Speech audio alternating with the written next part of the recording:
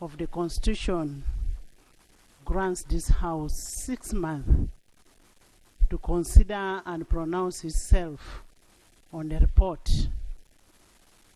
The 6 months have passed. The report is not ready.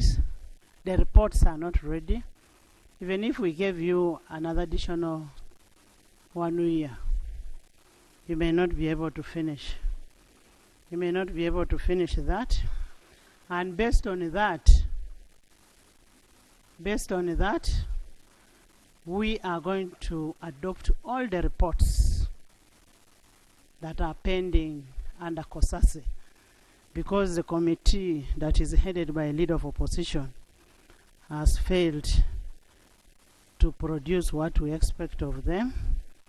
But we need to help this country, because we need to take actions taken on what the auditors found out during their course of work. I want to ask honorable members, while we do all this work, let's not just play to the gallery. Let's do work. Even the Bible says we shall know you by your deeds. And we want to know you by your deeds. How many reports have you presented? What have you done? What are the motions that you've passed? And Rule 216 of the Rules of Procedure are very particular on the documents that are in committees. And these documents that are in committees are a property of Parliament. Nobody is obliged to give out information that is not yet passed by Parliament. I am warning the chairpersons and the clerks for the act that they practice in giving out information. That is a total breach. We will not tolerate that as Parliament. Do what you're supposed to do and leave what you're not supposed to do. Honorable members, based on that, we are going to adopt all the reports and hand it over to Finance for a treasury memoranda. As people's representatives, we have been seeing a lot of information, a lot of messages, a lot of articles regarding NSSF. We need to find out from the Minister of Gender whether the savers' money is safe. We need a report. We need a report in this House from the Minister tomorrow, giving us the status of savers' money and telling us what is the fight about. We see a lot of fight on social media, but we need that sorted out, because it is endangering the people's savings. Once more, I want to thank you. Thank you for coming. Yes. On my communication, yes, can I start with Alan? Thank you so much, Honourable Speaker. And thank you for commenting or mentioning about the Workers' Fund and specifically about the scandals in the social media about the savers' money. Like when you see the Minister, Honourable Betty Among, asking for 6 billion from the fund, sincerely speaking, it is unbelievable. And the Secretary General for Free Trade Union, Honourable Rwamoki. Honourable, we may not confirm really whether she asked for 6 billion, but what is being reported. That's why we need that clarification. Okay. In my conclusion, Honourable Speaker, the bad publicity arising from the scandals unfolding the workers' fund could as well discourage the potential voluntary savers. I therefore pray, I concur with you that the minister presents the report, or even the Committee for Gender and Labor Social Development get interest in this matter. Thank you, Madam Speaker. Thank you. Macho, Honorable Semuju. I'm coming. Madam Speaker, I really want to apologize for calling for a procedural matter when you are communicating, but I was banning because it looked very, very funny that you were communicating and my side where we have the LOP and his cabinet, nobody was there at that time. But Madam Speaker, to communicate at least on your I saw my son Masava. Masava was there, Tikins was there, Macho was there, Elop was there, Honorable Abed, everybody was there. Madam Speaker, I want to appreciate your communication. Value for money of committees vis-a-vis the work given. Madam Speaker, it disturbs my mind that out of the 170 entities, only 4 entities were handled by the COSASEF committee. And this makes me have understanding and also to question myself whether always opposition, when it is allocating these people or honorable members dockets to chair, they first evaluate and track the record of how they have moved. These are very sensitive positions, and it is in my prayer, Mr. Lop, since you are here, that you communicate to your principals that we have people who were very capable, like Honorable Bedi Bwanikas, they are here. These people would have been able to handle such dockets. Because as I talk now, Madam Speaker, it might be that in the 4 entities, all the money might have been spent. Now, where does the taxpayers' money carry value? Where does it carry value? At the same time, I pray, Madam Speaker, that such matters we are discussed in the House when those particular chairpersons are there. That's why I was interested if the chairperson of COSASE was here. Because one time he was on, I saw him on the television complaining that he has a lot to talk in Parliament, but he's not given time. Why does he have time to go on social media and we have the House of Legislation here? And I believe the chairperson of the COSASE must have ran away and he's not in the country because we are discussing his report, he must have been here. All my colleagues who were there during the 10th Parliament, you remember the days of FDC. It is very important when you are a chairperson of a committee, you must always come early. That is the okram. That's respect to the House. That is respect to the House. That is why always chairpersons of the ruling government, NRM, they are always in the House. And Madam Speaker, with that concern, I pray that Uganda should have a strong opposition. NUP should change from being activists to a political party because we need to be changed as government to perform. Honorable Macho, let's not go into political parties. When you're in this house, you're all members of Parliament, irrespective of the party you belong to. Whether you're NUP, FDC, I was a vice chair of that committee and I was a FDC. And I was very active. So withdraw. Madam Speaker, since we have a capable LOP and with your order, I want to withdraw. But NUP as a political party needs to be serious to check the regime in power. Thank you, Madam Speaker. Thank you. Honorable members, as opposition, really, maybe has not brought it in a better way. Your work is to check the power, the party in power. That's what you're supposed to do. That's why you're responsible for accountability committees. Now, if you're not checking this side, then what are we doing? And as he has said, value for money audit. We are checking other people, but we don't want to be checked. I am going to ask for an audit. And Lob, I am going to ask for a value for money audit on your committee. Kosase, Park Kosase. Yes, Honorable Semuju. I want to thank you. The other accountability committees have presented their reports and they are doing well. I want to thank you, Madam Speaker, for giving me the opportunity. And I want to thank you for inviting the Minister for Gender. And we'll wait the details. But my concern, I don't know, but I need guidance from you on how the government is running.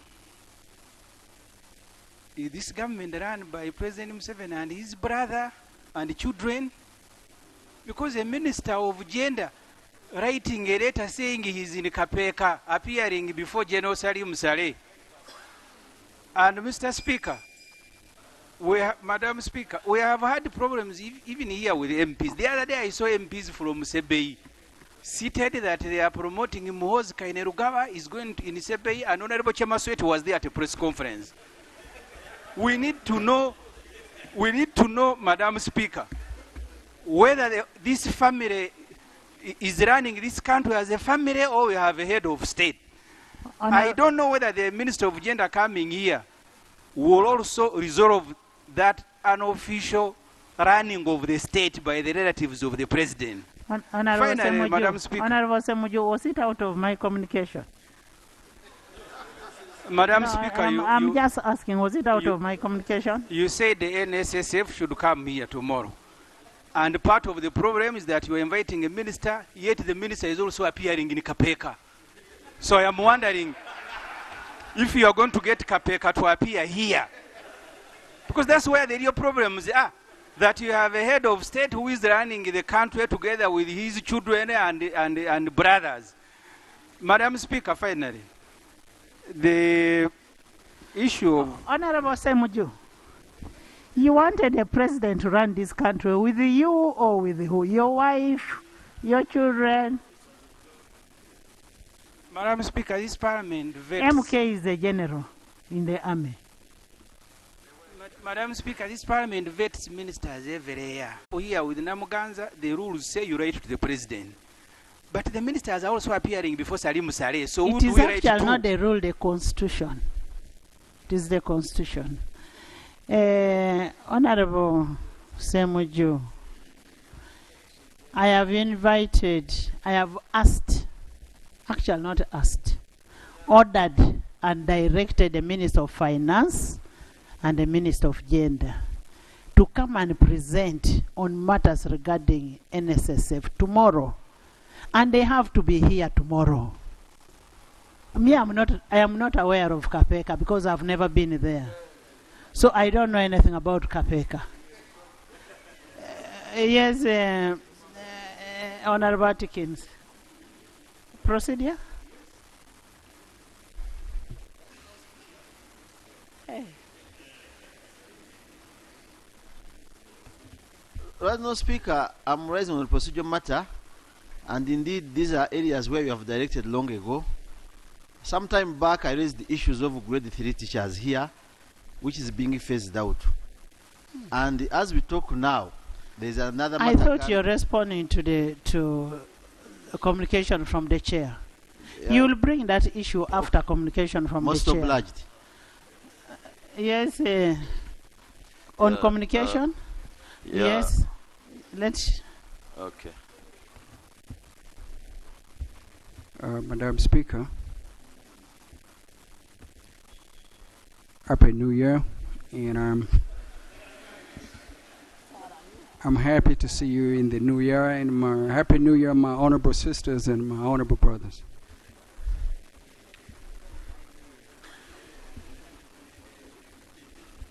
Madam Speaker, this parliament should pray hard that Jesus does not come tomorrow, because I don't see a possibility of one of us just making it to heaven. And just because of your communication, Madam Speaker, Corruption is bleeding this country to death. Just from the IGG report, 2022, 23 trillion shillings is lost to corruption, with 1 trillion lost to procurement fraud alone. Madam Speaker, we represent communities, and in our hospitals we don't have medicines. We can't pay our teachers, we can't pay health workers, but we find money that is lost to corruption. Madam Speaker, this House owes you a duty.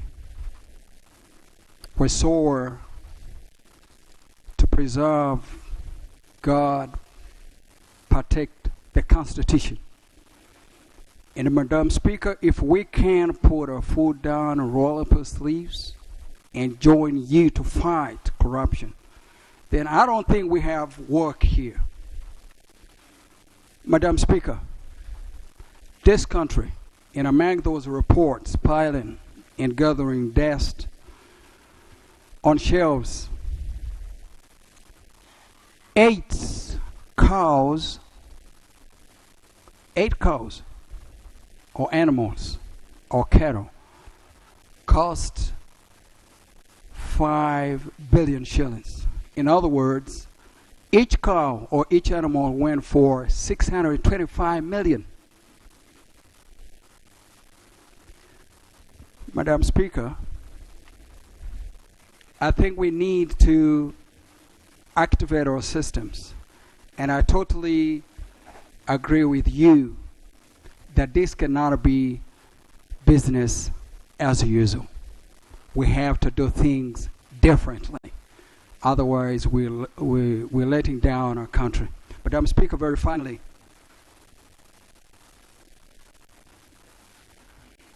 every time you sound your identity in any international airport and you say you're Ugandan, people are a little bit careful because of the ranking, corruption ranking or corruption index, our place in the corruption index. But I think we have a duty, responsibility, and obligation to reverse that trend. Madam Speaker, as I sit down, it pains me that in Kenya, a road to the airport that is 8 lanes, 4 that way and 4 the opposite direction, cost half of the 4 lane that we have here. So every time you look around, you have corruption all over the place. But I think our major role as members of parliament is oversight. And the moment we abdicate on that role, we have no job here. Madam Speaker, you have our full support. And we are not going to allow any blackmail on our Speaker. Every time she calls us to do our job, we are all over the media, trying to blackmail her on TVs and radios. Madam Speaker, you have our support, and we will leave nothing and all stone unturned, looking at people turning our country in a big joke internationally. Thank you very much, Madam Speaker. Thank you. Procedural. Right Honourable Speaker, I rise on a procedural matter. Right Honourable Speaker, in your communication, you told us about one of the accountability committees, that is COSASE, Right Honourable Speaker. Right Honourable Speaker, when you compare the tone that is spoken during the meetings in the accountability committees and the report is lukewarm, the tone is very strong during the sessions. When the report comes out, Right Honourable Speaker, it is very low.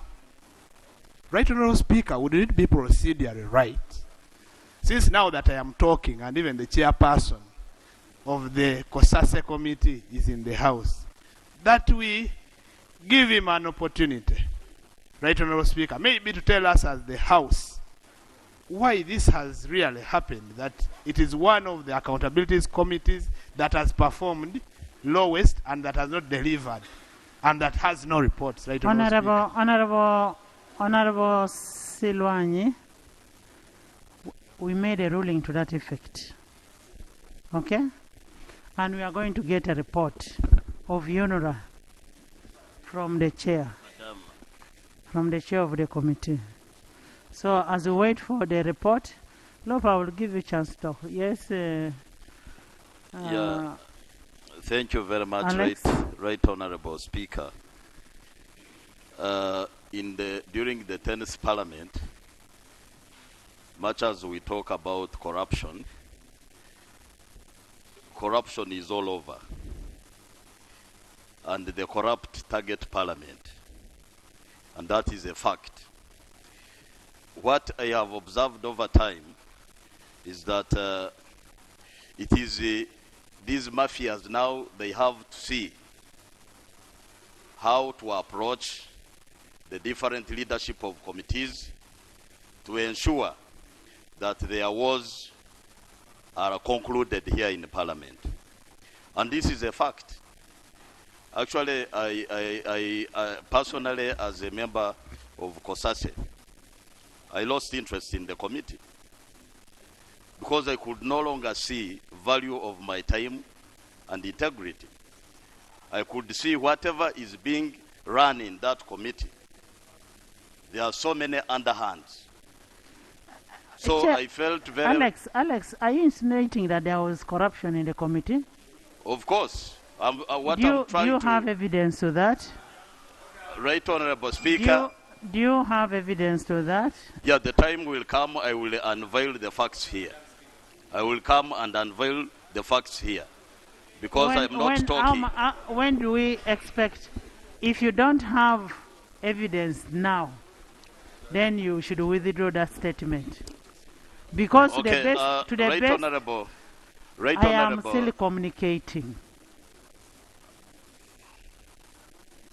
If we don't have evidence to that effect, then you withdraw your statement. Because for me, I don't want to be seen that my chairpersons are corruptible. No. But if there is no evidence to that effect, withdraw it until you have evidence. Then you come and lay on table. Okay, Madam Speaker, I withdraw because I don't have the evidence right now. I withdraw that statement. But Madam Speaker, I want Madam Speaker this Can to I go... have order? Madam Speaker, if I want this... you want to laugh, you go and laugh in the corridor. Madam Speaker, I want this to go on record, that your members and the chairpersons of this committee, they are vulnerable to corruption like any other person who holds a sensitive office in this country. So we cannot rule out that fact, and we shall look for the evidence. It will be unveiled when time comes. But Madam Speaker, the manner in which business of these committees, the case of COSASE is being conducted, is something that we need to interrogate and resolve. Because the committee... Are you a member of the committee? Yes, I'm a member of the committee, Madam. Honorable members, you know how to resolve issues of the committee. And can we leave that to Lope? Lope, that committee is under you. And there are issues that they are raising. You have it resolved. We don't need to discuss it here. Let me conclude my point, Madam Speaker.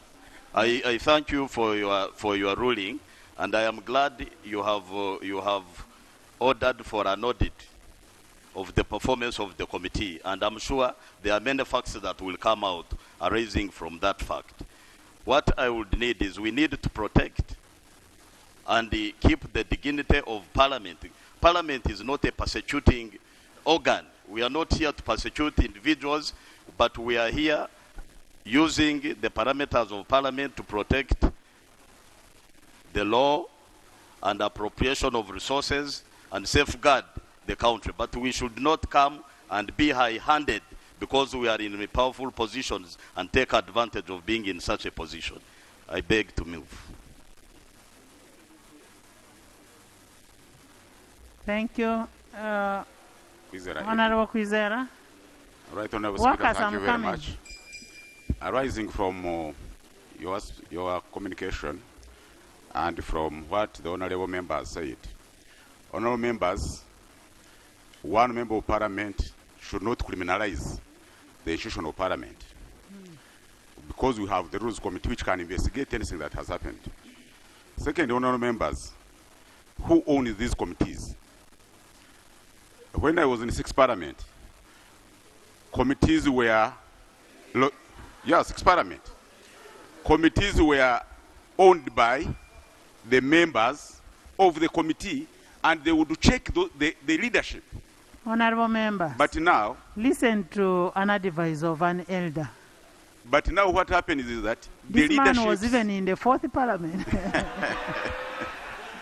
But the biggest challenge we have as a parliament is that the leaderships are imposed irrespective of integrity and the capacity to lead these committees and ownership. And even the reporting system becomes a problem. So it is high time that this parliament, in its wisdom, checks through who leads the committee, because parliament performs through Article 90, such that the committees are not appointed by foreigners. You find someone, you are in a committee, they say the chairperson has been imposed on you, even without. Who are the foreigners, Honorable Kwizera? I mean, those who appoint committees in parliament are not members of parliament. Government There is Chief a Whip, sec listen, Government Chief Whip brings a list of... from where? From among the members. Yes, that's what I'm saying. So I want to think that Honorable Kwizera, in the appointment, Honorable Kwizera, there are no foreigners who choose committee chairs. Unless if you're saying I'm a foreigner, Honorable Bua is a foreigner, Honorable Lope is a foreigner. We are the ones who decide can who I is a justify chairperson. what I was saying? I am not talking about foreign in terms of sovereignty. I am talking that the members of parliament here have very little say on the committee leaderships. But your whip has a say. But And the commission. what are the qualifications? Of what? Influence peddling, yes. I By thank the you way, very much. What is the qualification of being an MP? Senior 6. So why would you want somebody to be more qualified than that? But performance. Margaret, workers. Yeah, thank you very much, Right Honorable Speaker. I want to thank you so much for your communication, particularly where you talked about, you summoned the Minister of Gender, Labor and Social Development. And I want to inform you, with due respect, I want to inform the members that the whole of last week, we were waiting for the Minister of Gender. She was on our program, but she didn't appear for a whole week. That's in the Committee of Gender. We waited and she didn't come, but she had appeared in the media and had a lot of issues that he wanted the world to know, particularly Ugandans to know about, and that there was something wrong. She was the one who took even the initiative, according to what she was talking when she met the media, that she's the one even who asked the IGG to come in. I was so appalled yesterday when she was saying that there's nothing wrong and everything is smooth. I thought they were double standards, and it's unfortunate. So I'm so happy that she will be here tomorrow because of your request. This is money that is hard earned from the people of the workers of this nation. And when we see that things are happening today, they are blaming one another, then something has gone amiss. So I'm very happy that she will appear tomorrow. Thank you so much. Thank you, government. In the public gala this afternoon, we have a delegation from PADE, ABIM, Multipurpose Electrical Cooperative Society. They are represented by Honorable Akelo Beatrice Akori, or represented by Honorable Court John Amos, and from Agago, and represented by Honorable Anywa Rick Richard, and Honorable again David. You're most welcome. Kindly join me in welcoming them. You sent us very good members of parliament. They are very active. Send them back again.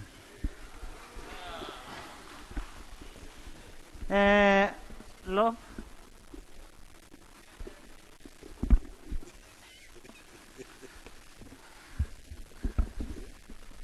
Thank you, Right Honourable Speaker. I take in good faith your communication relating to the work we do in the opposition. I contend that this Parliament is not seeing the opposition heading committees for the first time, and they do appreciate the challenges of these committees. Right Honourable Speaker, I would love that we administratively deal with backlog, because I sense that an omnibus adoption of the reports may not solve the problem at hand. But I'll request my team of committee leaders to retreat, and we find a remedy. We try to appreciate what is pending and what has not been handled at all, so that we can deal with it within the little time available. Secondly, we need to understand that these committees are headed by the opposition, but they are committees of parliament. 99% of membership is from the ruling party.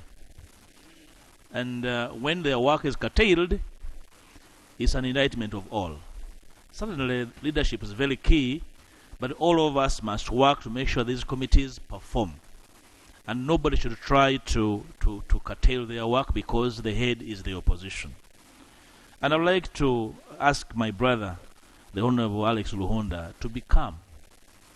He was the chairperson of a committee in the 10th Parliament, the Committee of Trade. Remember? And was disbanded. So we need to be courteous sometimes, the way we deal with each other when we are handling these matters. So courtesy is the name of the game. So we need to really, the Speaker's communication was intended to align our work. I don't think the Speaker intended to malign any member or a leader of a committee. So the honourable member needs to take a breath and understand that you are here to serve this country beyond our individual interests. And therefore, courtesy is very, very important while dealing with these issues. Thirdly, Right Honourable Speaker, we can deal with these challenges, and one of the issues we need to handle in the business committee to finally deal with the issue of backlog is how much time we gazette for these committees. That probably could deal with the problem in finality, and also in-house counsel each other on how to deal with external pressure. At least I've been following my committees and their leaders. I can firmly say that my leaders are safe from any external influence, because I follow them routinely. We had a meeting with the Speaker. The Commission even hired some support to try and align the work of these committees, all to ensure that the reports come out. So if the reports are not coming out, maybe, Right Honourable Speaker, the House may have to evolve a framework of dealing with the Auditor General's reports, because in my personal assessment, these reports too have issues. Take an example. Over the last 2 years, probably 3, if I'm not mistaken, there was a migration in the budgeting framework from sector-based to program-based. And a program-based kind of budgeting and reporting requires that there is emphasis on value for money. But the Auditor General is still producing templates of the same funny reports, and therefore committees are struggling to hold these people accountable. So have we migrated? Perhaps we need to, the Minister of Finance should be interested in whether we need to cause amendment to the Public Finance Management Act, including the Audit Act, because we never did away with the Audit Act, a few things are not coming out well when it comes to program-based budgeting. I know the people at the front bench are enjoying it because Parliament is failing to undertake proper scrutiny. Some ministers, I'm saying some on purpose, even some ministers do not understand program-based budgeting. Some members of Parliament do not understand it. So they are struggling. I am following committees dealing with the BFP and midterm performance. They are struggling to adapt and adopt. So, right, Honourable Speaker, we need to have an in-house to understand the migration of the way government is running, so that the executive does not have their own turf, and then we fail to follow what they are doing as Parliament, because then the reports will not come out the way we need them, Right, Honourable Speaker.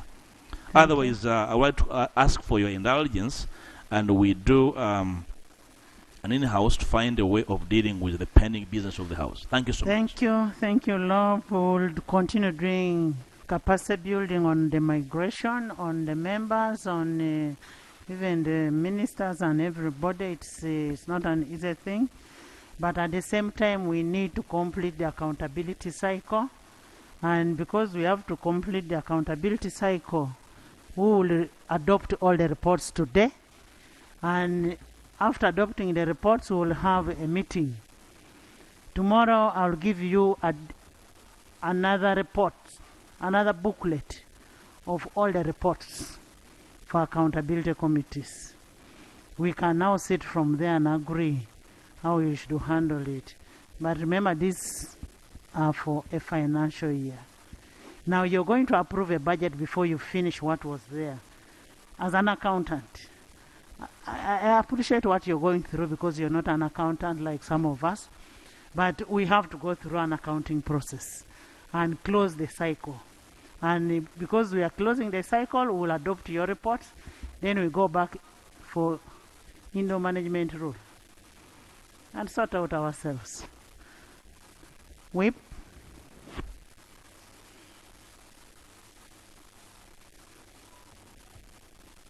Thank you so much, Right Honourable Speaker.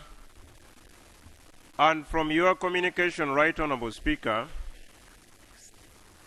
on issue number 1, the directive to the Minister of Gender, Labour and Social Development, I have already relayed your directive, and the Minister of Gender, Labour and Social Development, the Honourable Betty Amongi Akena, has affirmed that she will be here tomorrow to present a statement in form of a report of all that is happening in the National Social Security Fund.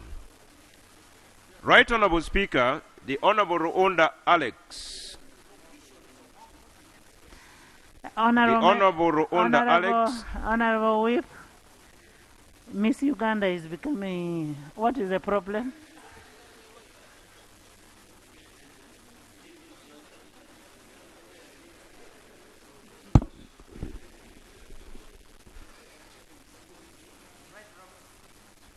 You Right see, Honourable Speaker. Today she's even putting on a mini skirt.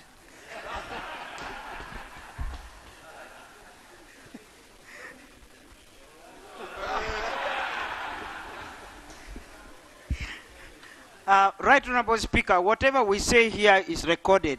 Yes. And that's why I wanted the Chief Whip to remember that the Minister of Gender, Social and Labour and Social Development is known by parliamentary records as Honourable Betty Amongi Ongom. There is no Akena yet. So just for record purposes, because I know the Hansard will have problem with your additional names. Thank you. Honourable, much as we had those names on record of Parliament, upon the marriage, she got the name of Akena.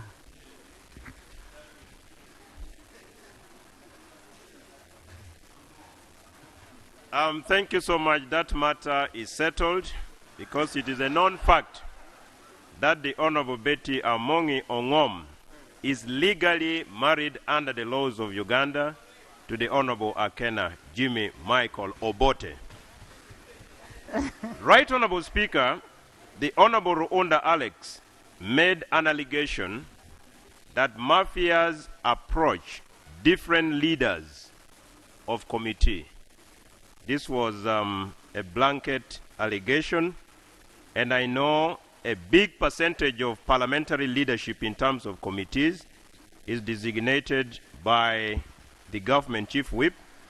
And I want to state that, members, in principle, we have a duty and obligation to defend and protect the sanctity of this parliament called the temple of legislation.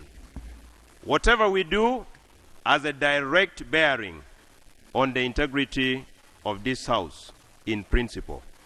And I would want to call upon him, if there is any committee headed by a member of the National Resistance Movement, please provide that information to the Office of the Leader of Government Business and the Office of the Government Chief Whip. There was also an allegation, Right Honorable Speaker, that the leadership of the Parliamentary Committee is imposed. There's information. Honorable members, I am well informed. The difference between the 6th Parliament Honorable Whip and the 11th Parliament. Honorable Whip, please take the information. Thank you, Right Honorable Speaker. I actually wanted to help the whip that in regard to the utterances of my honorable colleague, because I'm a member of that committee, it of course has far-reaching impact to the committee and to this house. We could be having challenges, but not issues of corruption. For example, Right Honorable Speaker, when we're handling one of the institutions, Uganda Airlines, Honorable Ruunda and the team are on record to have gone to the media terming it as a Toro affair. Yes, saying that this is one of us from Toro, don't touch her. So it cannot be the same Ruunda indicting all the members of COSASE as if there is anything wrong. I think Honorable Speaker and Honorable members, for some of these issues, we need to be more careful, especially for some of us who are still growing our career. And I would request Honorable Speaker that Honorable Ruunda goes on record to officially withdraw. No, he did. He did? withdrew. Oh, I was very Honorable members, I want to put this on record. For the 2 years we've been in this seat, we've not got any information of corruption from any chairperson, be it opposition or ruling government. The chairpersons are not corrupt, but some are lazy.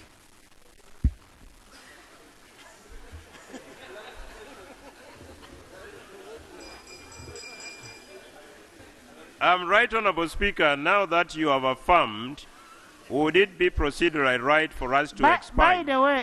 By the way, when you look at me talking about, Joel is my very good friend. But I am saying, Joel, you have not done what I expected of you. You've been a little lazy. Out of 100, and me, I'm speaking from facts. I have reports that have been laid on table. Out of 211 reports, I have 107 pending. What are we doing? That is an indictment to the institution of Parliament. Yes, Government Chief Whip.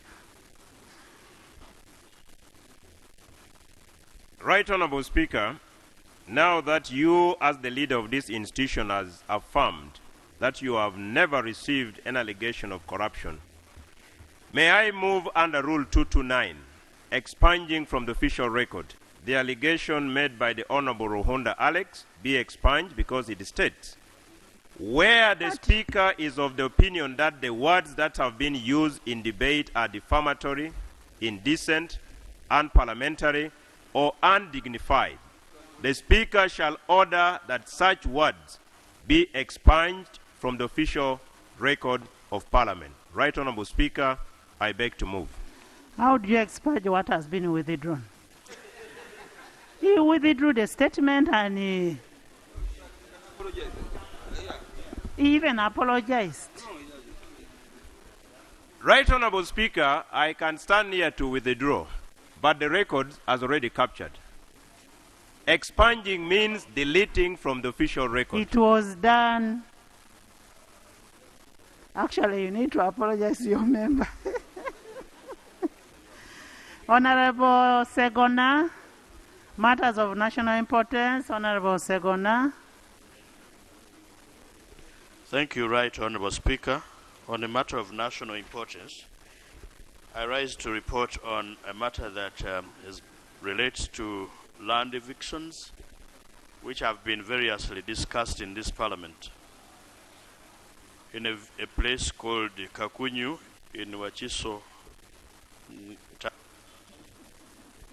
Right Honourable Speaker, where a whole village of over 2,000 people was evicted by a one Dr. Kagwa, causing villagers that have been in the village in terms of generations for over 100 years to live with their property destroyed, graveyards some destroyed and others abandoned. Those people went to court and obtained an order to reinstate them as lawful occupants on the land, and upon getting that order with the assistance of the Minister of State for Lands, Honorable Sam Mayanja, the police was requested to provide security to ensure they are reinstated by the RDC of Wachiso. The Honorable Mayanja wrote to the RDC to assist in the execution of that court order, and also wrote to the Inspector General of Police to provide security, and it was agreed that that would be complied with. On the date of reinstatement, the police that had otherwise been provided to guarantee execution was ordered to move away from the premises, and the evicting party brought Saracen guards who are guarding the place to date. The residents have again approached the police, which has said they will not allow them this time round to cause violence. Two incidents have particular importance, Right Honourable Speaker. One of the families that own a burial ground on the land lost a child who cannot be buried, and have kept the child or the dead body in the mortuary for a week now because they cannot access the burial ground even after winning a case in court. Number two, an old man called Chimuli Christopher, estimated to be 110 years, was evicted, and up to now he has to go around begging for people to rent for him in the nearby town.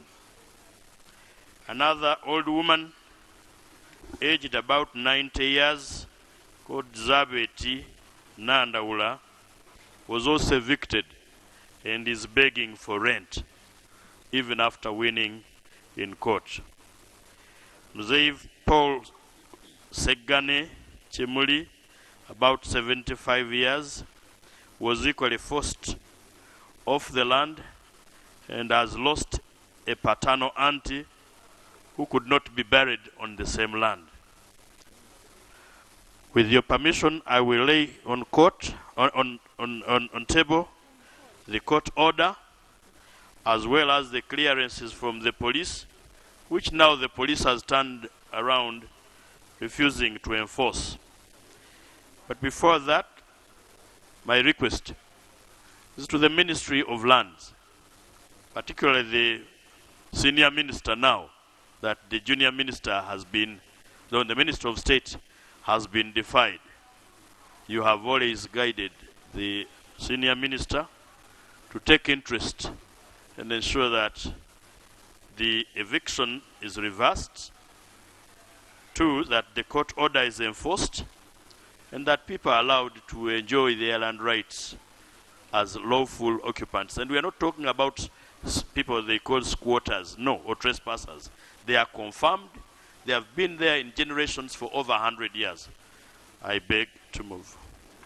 Thank you. Can you lay on table the documents you talked about?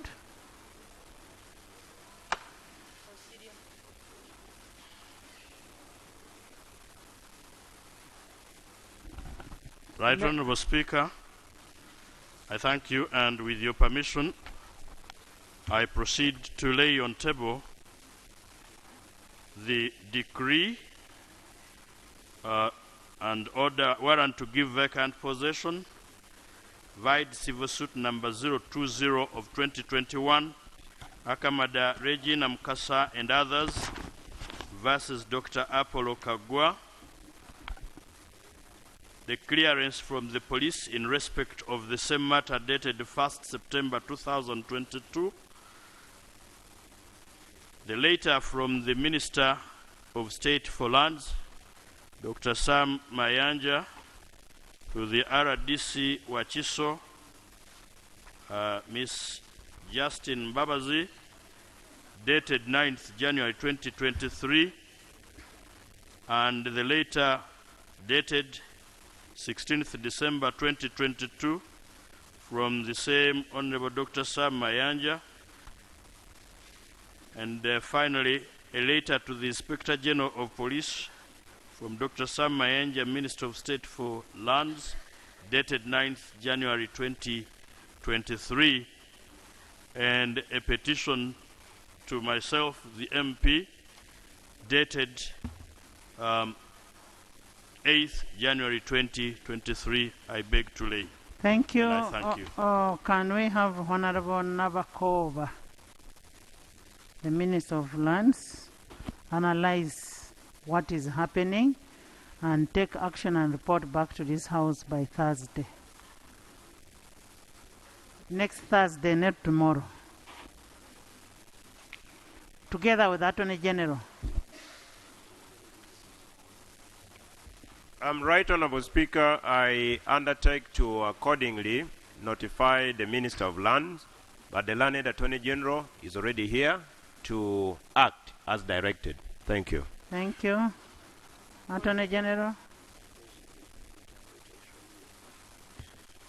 Right Honourable Speaker, thank you very much. We shall definitely act on this.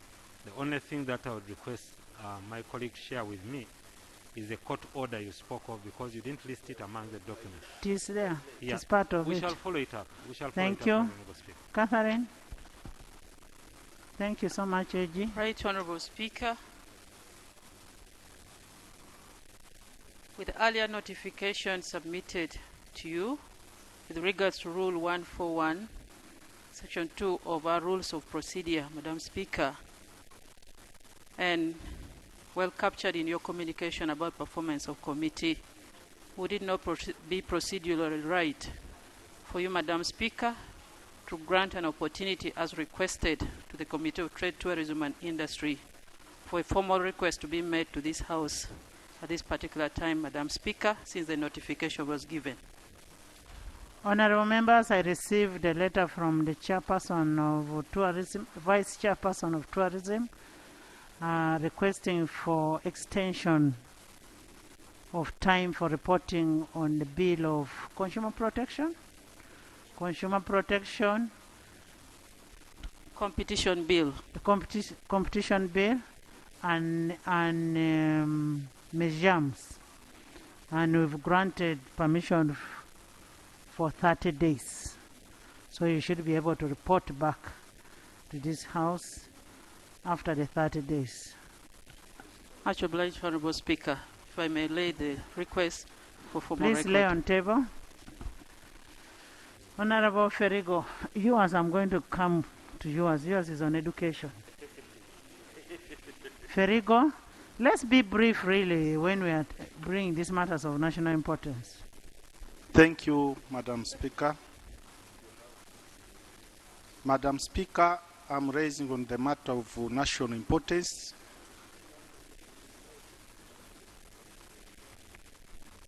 Right Honourable Speaker, I beg to lay on table a formal request with regards to Rule 141, Section 2 of our Rules of Procedure of Parliament, to request that this August House grants extra time of 1 month to the Committee of Tourism, Trade and Industry to enable it adequately consider the Competition Bill 2022. I beg to lay, Madam Speaker.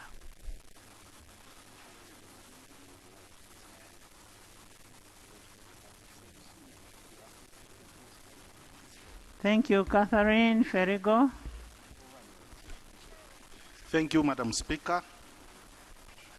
I'm raising on the matter of national importance regarding closure of Kilembe Mines Hospital in Kasese Municipality. Madam Speaker, on 2nd December 2022, the Permanent Secretary, Minister of Health, directed Joint Medical Services that the credit line for providing medicines and medical supplies to Kilembe Mines Hospital be withdrawn. When this information came out, the leadership of Kasese fell into a shock because we could not believe. Why, Madam Speaker? Kilembe Mines Hospital is owned by Kilembe Mines Limited. Kilembe Mines Limited is government entity. Government owns Kilembe Mines Limited with shareholding of 99.96%. So it is an entity that belongs to government. Second point why we are shocked, Madam Speaker, is that this hospital serves a population of around 500,000 people. And this hospital serves most of these sub-counties on the mountains.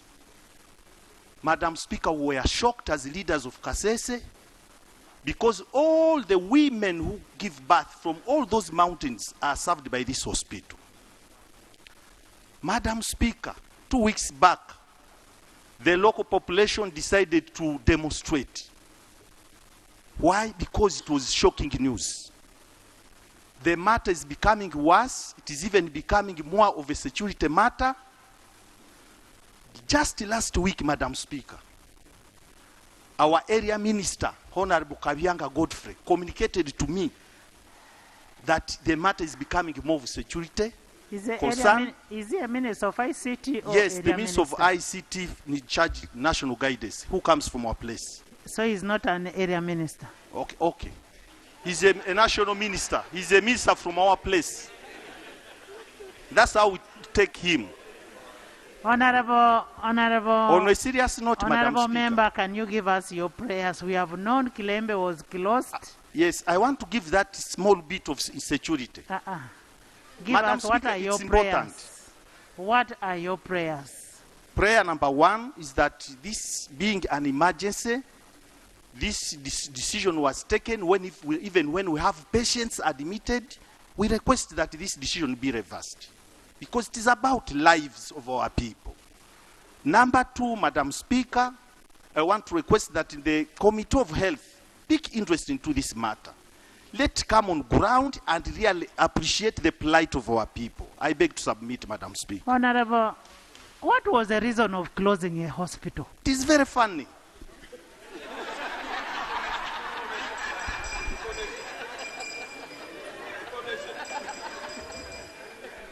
Information.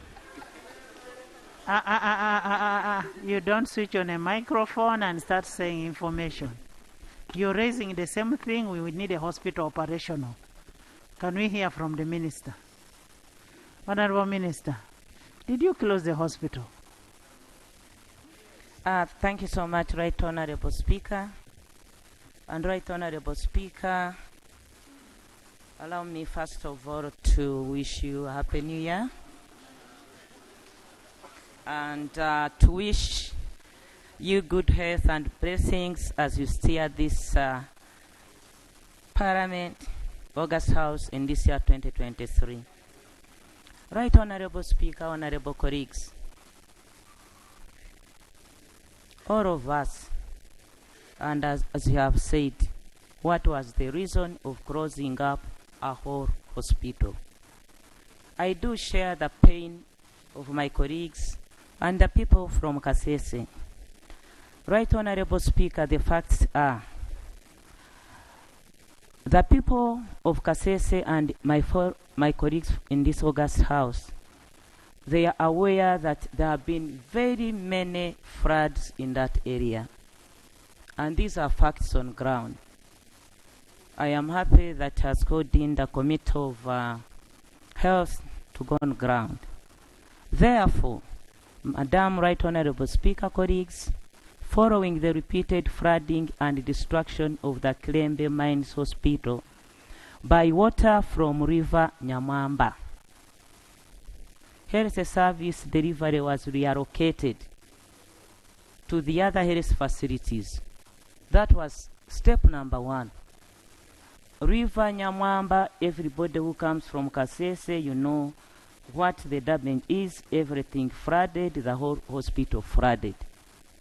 And what we could do as a ministry in the immediate was to reallocate all other health services to all other health facilities within the municipalities where the community has been accessing care. We have met with some of the members from this area to ensure availability of medicines in the operational health facilities. Ministry of Health approved the reallocation of the essential medicines and health supplies and credit line budget from government to other private not-for-profit health facilities within Kasese district, and that they are handling the patients. That was the immediate concern we started with. And among of these entities and facilities was the Uganda Catholic Medical Bureau, which is the biggest with health facilities and all equipments that were within Kilembe Mines Hospital. After flooding, we as a ministry, we entered into a tripartite agreement between the Ministry of Health and Kilembe Mines Hospital and the Uganda Catholic Medical Bureau, which expired in May 2022. The honorable colleague is well aware of all other issues between Kilembe Mines, the Ministry of Health, and Uganda Catholic Medical Bureau. And this has not yet been renewed, and that there are no financial obligations for the ministry to Kilembe Mines. We were giving in financial on top like other health facilities, but once the hospital flooded off, we had to look for the immediate. This issue has been with us, and even as I speak now, before the health committee yesterday, but one, we had to give them the explanation. The Ministry of Health, Right Honorable Speaker and colleagues, is under immediate plans to construct another public health center in Burembia division. We are under the finances. We are doing all our best to have another alternative. There is no Kilembe Mines now. It flooded. The services are being taken to other facilities around, and we are still supporting them. And the letter that the colleague alluded to was about medicine. It was not about removing the hospital, abolishing hospital, but was to have the medicines that were going to Kilembe Mines Hospital to be distributed to all other facilities, to ensure health service delivery continues. And let me conclude on this. As I speak now, Right Honorable Speaker, we are still engaging to ensure the immediate how we can, because Kilembe Mines, as you are aware, still is under to be repossessed. So as a ministry, we found our hands now touched to carry out a reconstruction afresh. I thank you. Honorable Minister, the contingency plan that you have in terms of equipping the other hospitals, what about the people within that area? How far what is the distance? How far are the other hospitals from that area?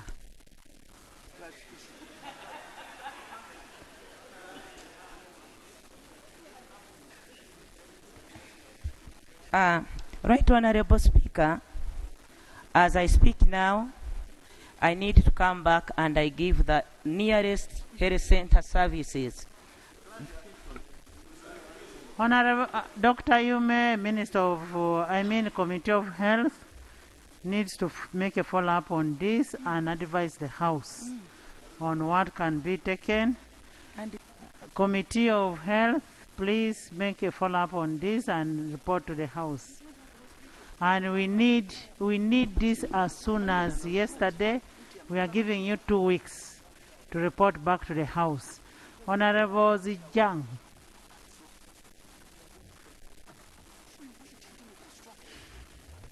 Thank you so much, Right Honorable Speaker. I rise on a matter of critical national importance pertaining to the standard gauge railway affected persons in Busoga sub-region. Right Honorable Speaker. Can I have order there? I rise to engage the House regarding the suffering of the standard gauge railway affected persons in Busoga sub-region along the linear path of the proposed standard gauge railway. To be specific, I am talking about communities such as Magamaga Parish in Mayuge District, Wandago, that popular place, Kakira, Wairaka, Wanyange, Bugembe, Mpumu de Chimaka, and Ambakot touching the Nile. Right Honorable Speaker, about 3 years ago, government earmarked the affected areas for eminent domain for purposes of passage of the standard gauge railway. It has, as such, stopped project affected persons from developing their homes, businesses, social institutions, among others. Notably, Right Honorable Speaker, Fairland University stopped its construction. Its construction was stopped. St. Monica Senior Secondary School, Guardian Primary School, Soleil Hope Hospital, which was established to fight jiggers in Busoga sub-region. We remember that outbreak then. Kateyamba, Mpumude, Chiresa Primary School. Honorable colleague, take a chill pill, calm down. I am legislating for the people, not for you. Their homes, businesses, and social institutions stopped their developments.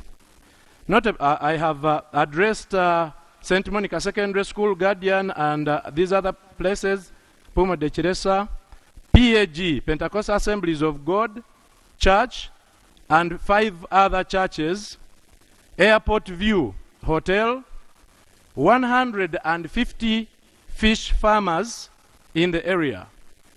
Right Honorable Speaker, needless to mention, some of these institutions and individuals had acquired loans to develop their enterprises. They have since fallen prey to banks and lost livelihoods, Right Honorable Speaker. It should be noted, Right Honorable Speaker, this is not the first time that government is doing this and leaving project-affected persons in dire straits.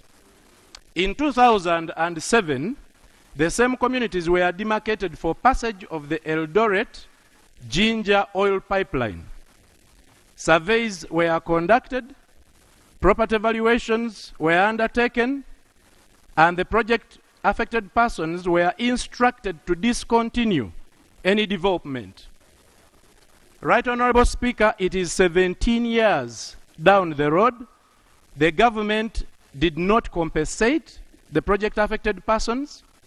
It did not restitute their losses, or at the least communicate to the project-affected persons that the Eldoret Ginger Oil Pipeline had flopped.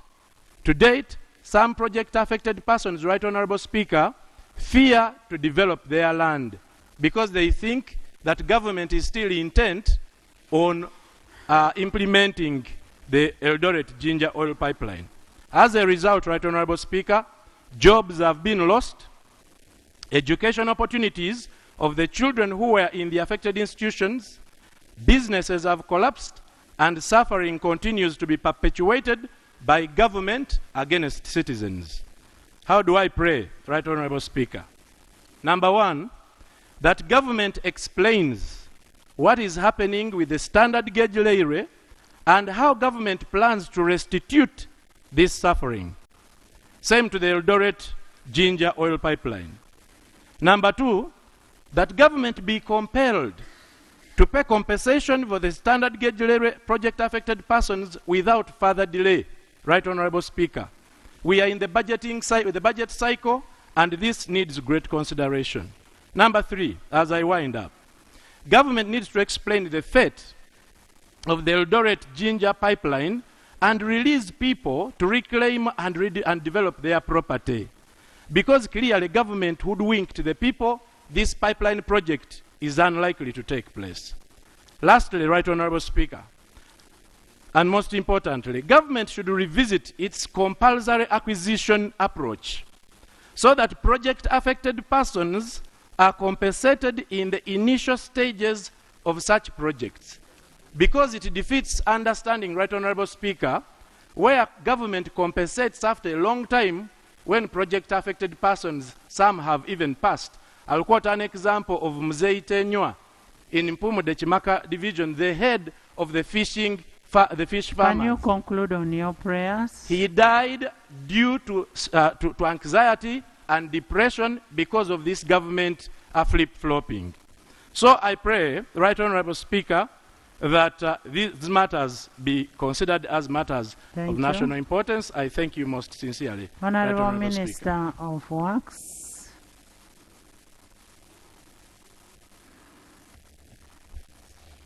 Right Honorable Speaker, I want to thank my colleague for drawing the attention of this House to this fairly critical matter. But I want to put it on record on the onset. The government that I serve does not hoodwink citizens. In the event that we change a plan, we communicate. We don't hoodwink. Two, Madam Speaker, allow me to commit my ministry to come and bring this parliament to speed on the progress of the standard gauge railway and all that it takes and what we are about to do to the pubs. If it is possible, you allowed us maybe up to next week. I'll be very happy to come and speak in this House. But once again, you report to this House on the status of all the pubs. Thank you, Madam. And since we're in a budgeting period, if there is no money, we could actually budget for it. Yes, Right Honorable. Finally, on the question of the pipeline, that is the mandate of my colleague from the Ministry of Energy. And I don't know if they are not here on behalf of the leadership here. I will undertake to inform my colleague from Energy. Comment, Chief Whip, pipeline.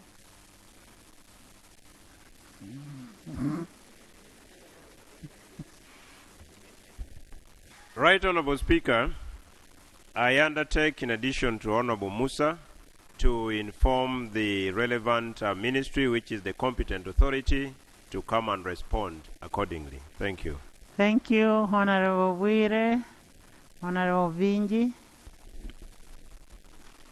Thank you very much, Right Honorable Speaker. I stand on a matter of national importance concerning the swamp of Naigombwa, which connects two districts of Kaliro and Namtumba. The swamp of Naigombwa swamp. It connects Kaliro district and Namtumba. Right Honorable Speaker, this swamp flooded last year, and we brought it to the attention of Parliament, me and my colleague, Honorable Naigaga from Namtumba. Right Honorable Speaker, on the 17th of June, 2022, you did write to the Minister of Works for urgent attention. But Right Honorable Speaker, up to date, there is no any signal of the ministry to respond to the cry out of the people. Right Honorable Speaker, this swamp has really retarded the development, the economic progress of the two districts, because there is a lot of business that happens between Kaliro and Namtumba. So our people are really becoming very poor because this small stretch has now blocked the small scale traders to do their business. Right Honorable Speaker, it is really painful that this very swamp, it claimed 3 people. 3 people died. 2 of them were children who were crossing from Namtumba to come to the better primary schools of Kaliro. And it was really painful. So, Right Honorable Speaker, our humble prayer is that let the minister take immediate intervention to save the situation, because this time round, the local people don't have the boats they were using last time to cross and access services crossing this swamp. Right Honorable Speaker, I beg to submit. Honorable Sanon, Honorable Minister, I even wrote to your office in regard to that road, to that bridge, and to date we've not gotten a feedback. Can we ask you to go to the locus and report back to this House on what action you have taken? Because how can we even write it to you and you just sit on the letter?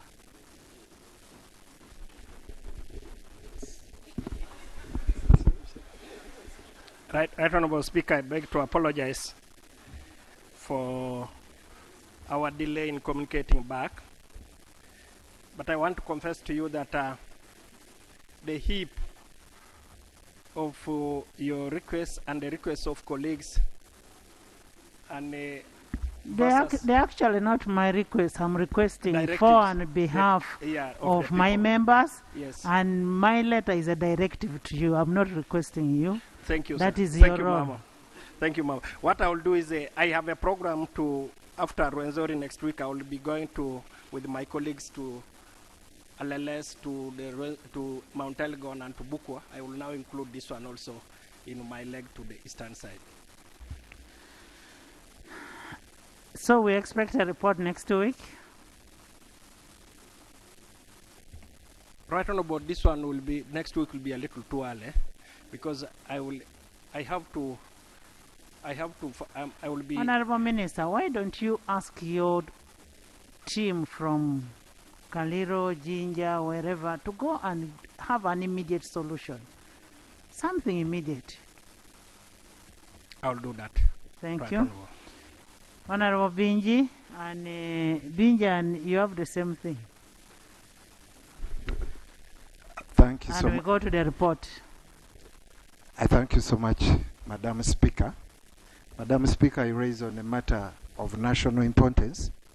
It is regarding the plight of Kanywama Wuli Primary School, right in the heart of my constituency, Butemba, in Chankwanzi district, which risks eviction. Colleagues, 2023 started off in a sad note for the education fraternity of Chankwanzi. This particular school was served with an eviction notice by a one Butare James, who claims to be the undisputed owner of the land where the school is seated. This land is comprised in single block 780 plot 2, Kanywama Wuli Butemba. This is one of the government schools, Right Honorable Speaker, just one of the few that we do have. And if it is sued and consequently evicted, the pupils, the staff, and generally the entire community will stand to suffer. My humble prayer, Right Honorable Speaker, to the Minister is that the Ministry immediately intervenes to save this school in any appropriate way possible, sooner than later, because the term is soon opening, but the management is not stable, and this is a government school that we cannot afford to lose. Right Honorable Speaker, I beg to submit. Thank you. And Madam Speaker, with your indulgence, I beg to lay on table a copy of this eviction notice from the legal team. General, From the legal eviction team. notice. It is from the legal notice, Baraka Legal Associated Advocates, that was addressed to the school for the ministry to take appropriate action. Please Madam lay Speaker. and give Attorney General a copy. Mukatuli, he had still on education.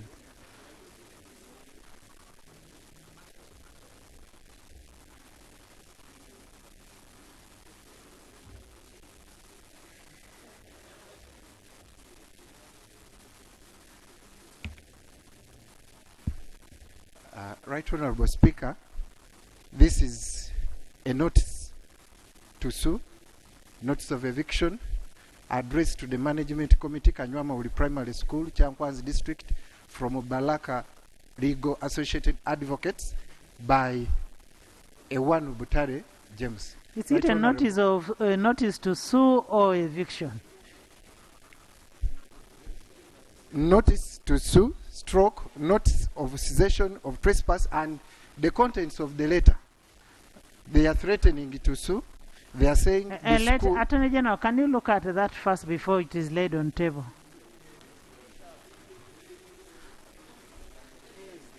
Please sit.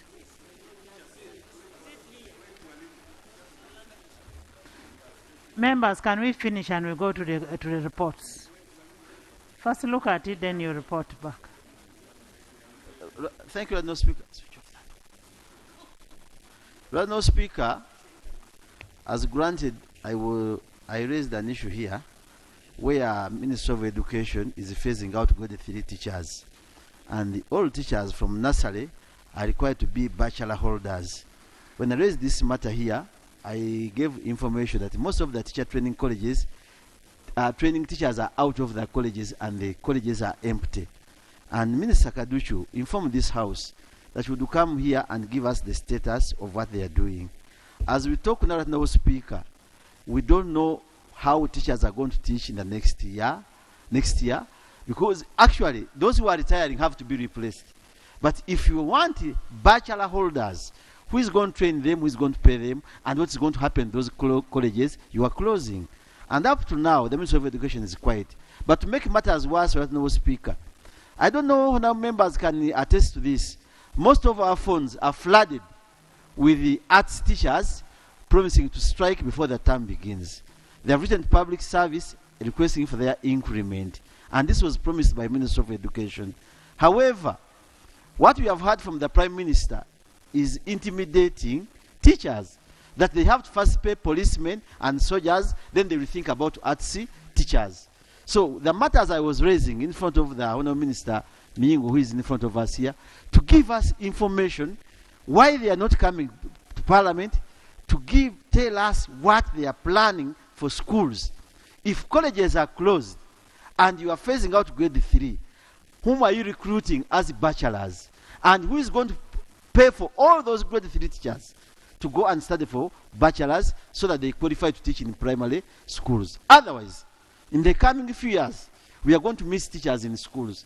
But what's happening is that the professional people in the ministry have kept quiet. We met them in the Committee of Education. They came out of the 17 commissioners, only 3 appeared before the committee. So those are the areas, Madam Speaker, I wanted to seek from the minister. And we want to know, are arts teachers going to strike? And right now, Speaker, what's funny? These people wrongly paid some art teachers, like science teachers. No, and they are saying they have to pull out that money to retrieve money from the teachers. We cannot continue hiding our faces under the sand when we are handling children of this country. Most especially Minister, dealing with education. I know Seungu likes quarreling. So Honourable Miingo, through the Speaker. Honourable Minister, can you give us a response? He's always dodging, but now he's here, and with your directive, he's going to answer appropriately. Thank you, Honourable Speaker. I know you sit. Thank you very Age, is that document okay? Right Honorable Speaker, this is a letter.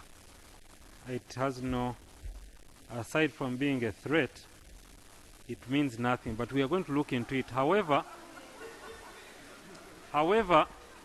no one... Honorable members, you're getting this information from legal brains. No one can carry out an eviction on land in Uganda without a court order. If it is done, it is illegal. I beg to submit. Thank you. So, but I'm going to work with the honorable member and follow up this matter and come to the bottom of it. Thank you. Thank you so much, AG. I've always told you we have a very able AG. Yes, Honorable Minister. Thank you very much, Right Honorable Speaker. Right Honorable Speaker and Honorable colleagues. First of all, I would like to congratulate you for having successfully completed 2022 and wish you the best of 2023. Right Honorable Speaker, it's true the ministry has started implementing the teachers' policy, which my brother Honorable Sewungu knows very well, that was approved by Cabinet, and we are in the process of implementing that policy. And some of the activities that are taking place right now is to put in place a degree awarding education institution that will specialize in preparing teachers for this country, specific for teacher training and research. But of course, this also means that some of the teacher training colleges, national teachers training colleges, have to be phased out.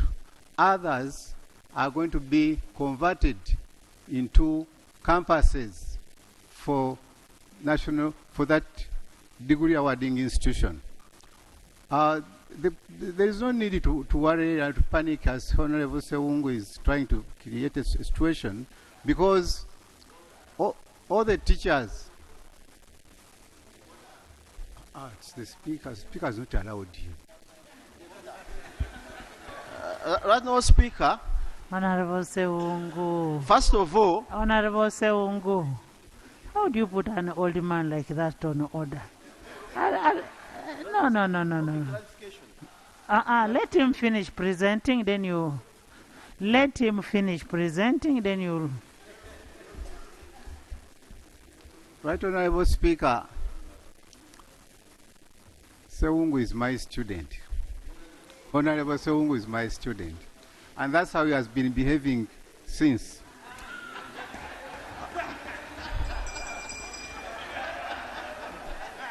Right Honorable Speaker, sit down. Right Honorable Speaker, I just want to assure the nation that we have a very good plan for all our teachers. They will all be absorbed in the system. Some are going to take up lectureship in this university, rather the degree awarding teacher institution, and others are also being helped to improve on their skills so that they are posted where in the institutions where they fit. Right Honorable Speaker, I just want to assure the public that none of those teachers is going to lose his job. None of these teachers is going to be thrown out. We have made enough arrangements, but as for the striking of the arts teachers, Right Honorable Speaker, I'm not aware, and I don't think there is a need to even think about striking or threatening to strike, because government has planned to enhance our teachers' salaries in a phased manner, as and when money comes by. So there is nothing really that requires any of the teachers to even think about putting down their tools. I submit, Right Honorable Speaker. Thank you so much. Maybe we'll need a comprehensive report on that issue of the transition from the primary, secondary, nurseries. We need a comprehensive report.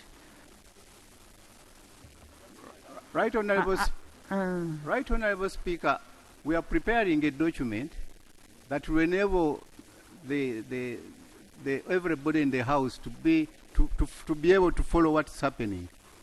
And this document is going to be presented to Cabinet first before it comes to the House. I thank you. Madam Speaker, a brief one. You see, we should not mislead this House for just for the sake of answering questions. I'm a professional teacher like a doctor is. I know what a National Teachers College is and a God Three Teachers College is. Now, when you talk about phasing out National Teachers Colleges, I can agree with you, with your arrangement, but there must be a process. There is no member of Parliament, no member of the Committee of Education who has a copy of the policy you are talking about. So that accusation is not correct. The policy is not yet in place. They are yet to present it to Cabinet. Madam Speaker, he said here that I know it myself, yet it's in Cabinet, and I'm not a member of Cabinet. He stated it here on the floor. He says it's going to be presented to Cabinet and then to come. It's a progressive process. Most obliged, Madam Speaker. But still we have to help the minister. If he's not reading newspapers and his office gets papers daily, it's unfortunate. Go to your office and look at the Monitor paper today. It talks about teachers striking. Honorable Kimosha. Thank you, Right Honourable Speaker. I raise on a matter of national importance. Right Honourable Speaker,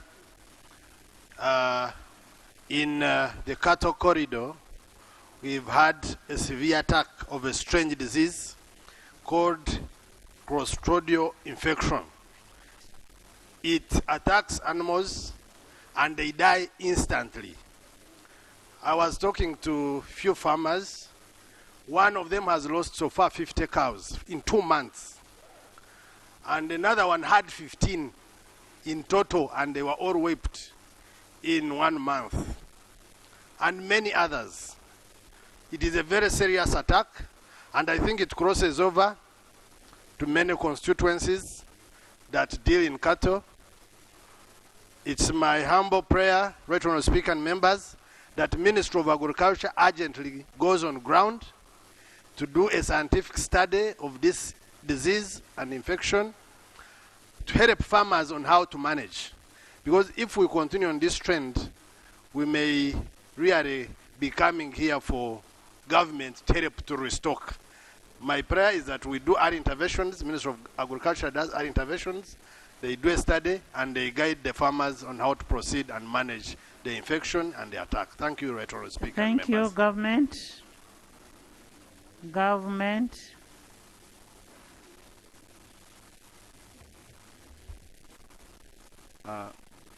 Madam Speaker, we will request the Minister for Agriculture to get in touch with the honourable member, but also, if necessary, to come and brief the House on how they are handling this matter in the cattle corridor.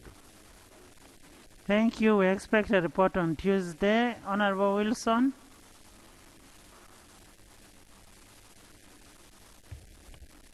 Thank you, Right Honourable Speaker. I raise on a matter of national importance concerning continuous loss of waters of Lake Kachera and the resultant looming catastrophe as the taps are running dry in Nyabushozi, in Kabura, Yantonde, and the surrounding areas. Right Honourable Speaker, the constituency I represent is semi-arid. It depends on the waters of Lake Kachera.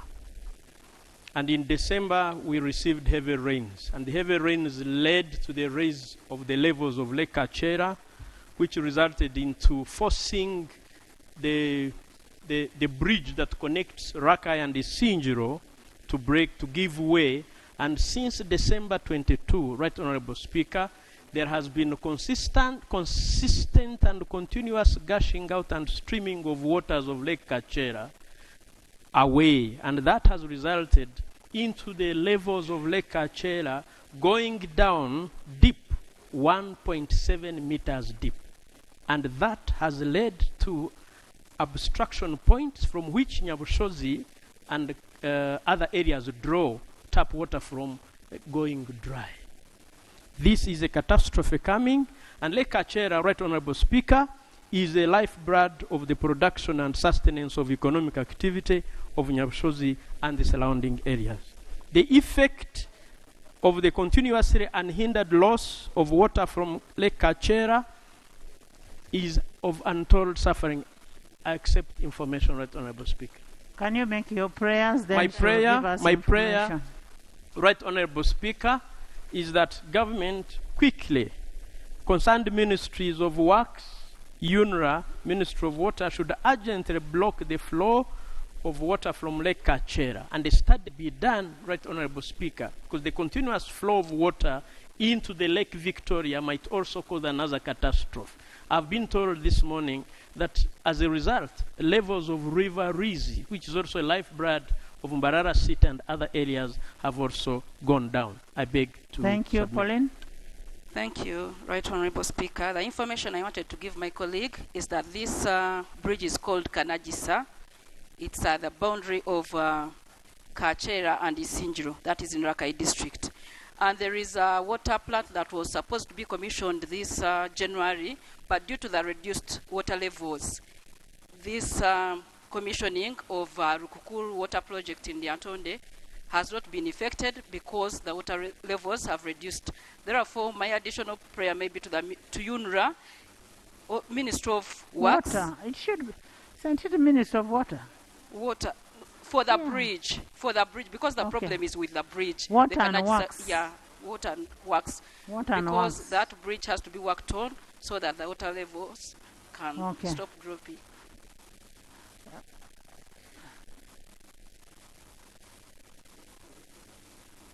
Yes, are you the Minister of Water?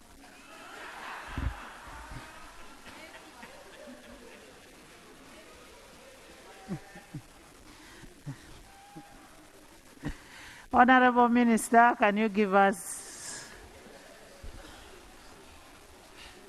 Right Honorable, I have looked at the petition. The request is for works for UNRA. That's almost the same ministry. And then water. I undertake to direct my office from Barara to go and check on this. And incorporate what Paulina said Yes, on Right the Honorable. petition. Honorable Cecilia Ogwal.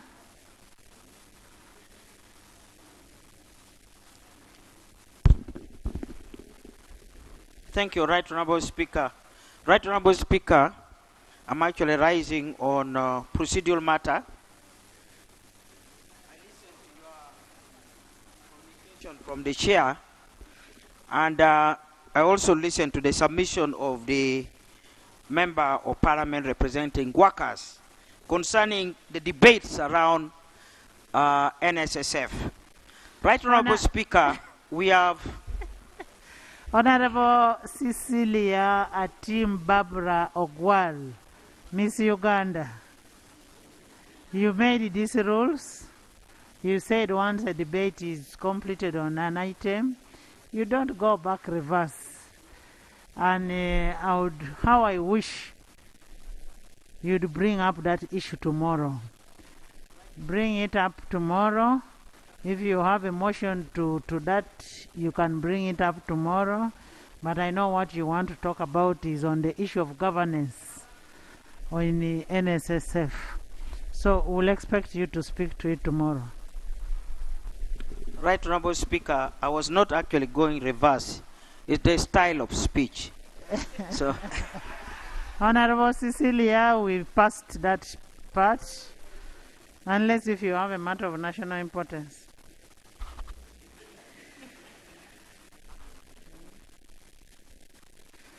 Next item.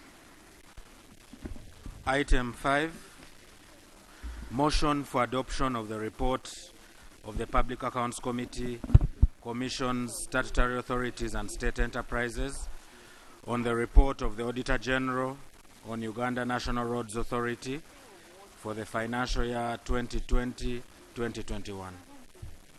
Honorable members, as I communicated earlier on, we are going to receive a report, and it is going to be an executive summary of issues of UNRA. We'll debate to it and see whether the report should be adopted or. So, Chair, can you?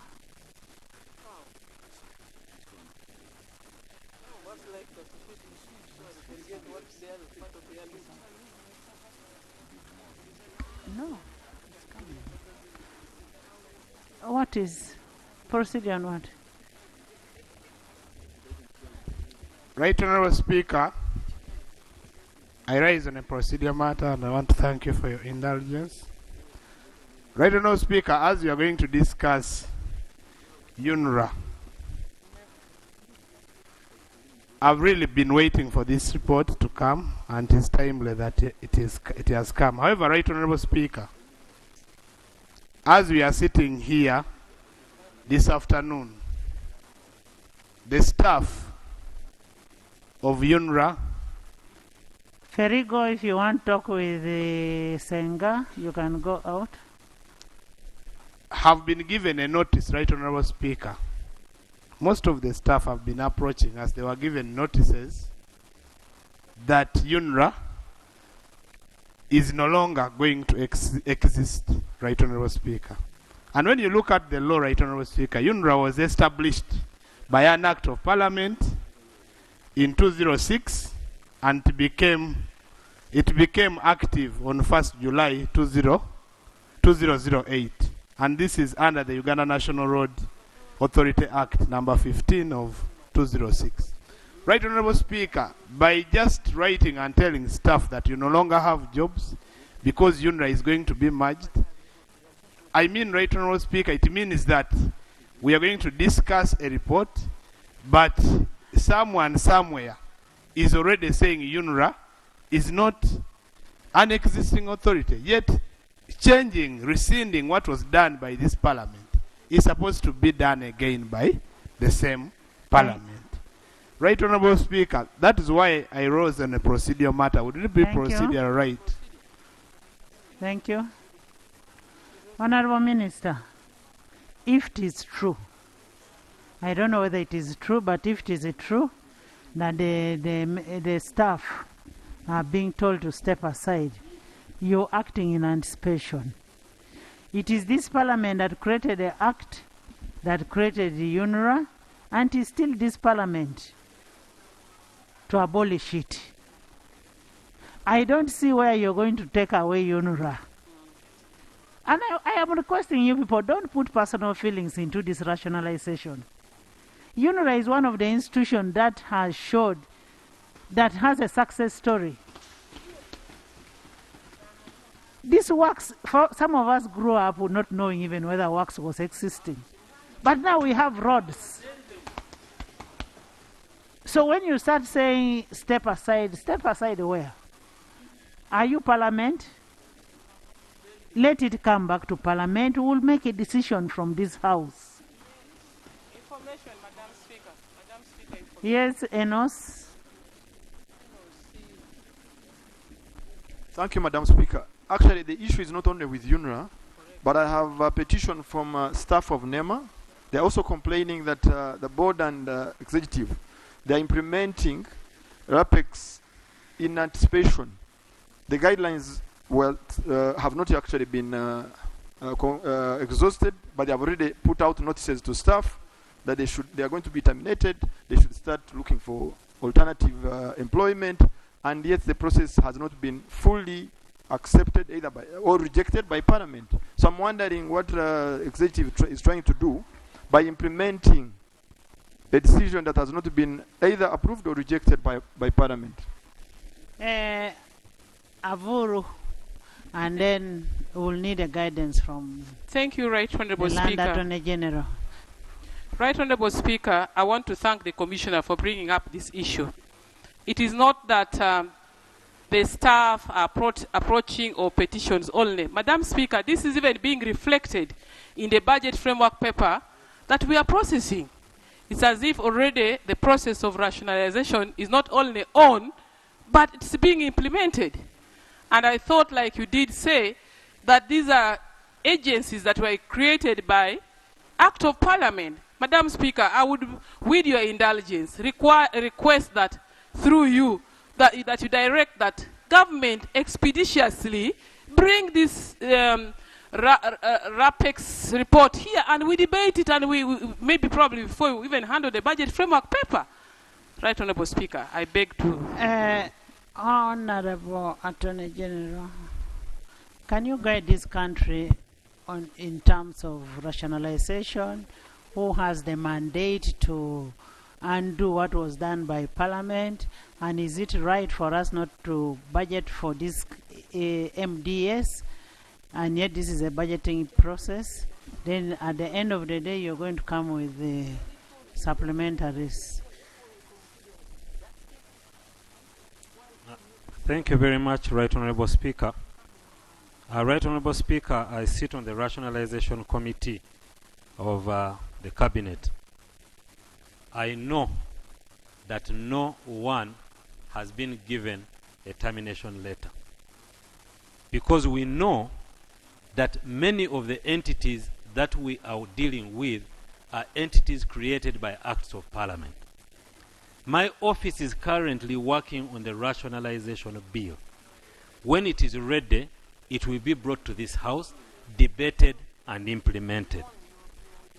However, if that has happened and people have been requested to leave their offices because of rationalization, that would be wrong. However, if they are being reduced in their ordinary spaces of work, that's a different matter. So we would like to share, would like members to share with us these notices on rationalization. Now, the issue of anticipation, Right Honorable Speaker, and I think that is the conversation we should be having during this period. When we are budgeting and government tells you we intend to do this, Parliament can say, no, we don't intend to do that. That's the conversation. Budgeting is a shared responsibility. The executive has plans, Parliament inputs, we agree. But Right Honorable Speaker, I must assure you and all members of this August House that no action shall be taken in respect to rationalization which is contrary to the law. I beg to submit. Information. Thank you, Right Honorable Speaker. In that case, Attorney General, you want to tell us that what happened to Rhea was illegal? That's my question. Honorable Rhea was not a formation of an act of Parliament. It wasn't.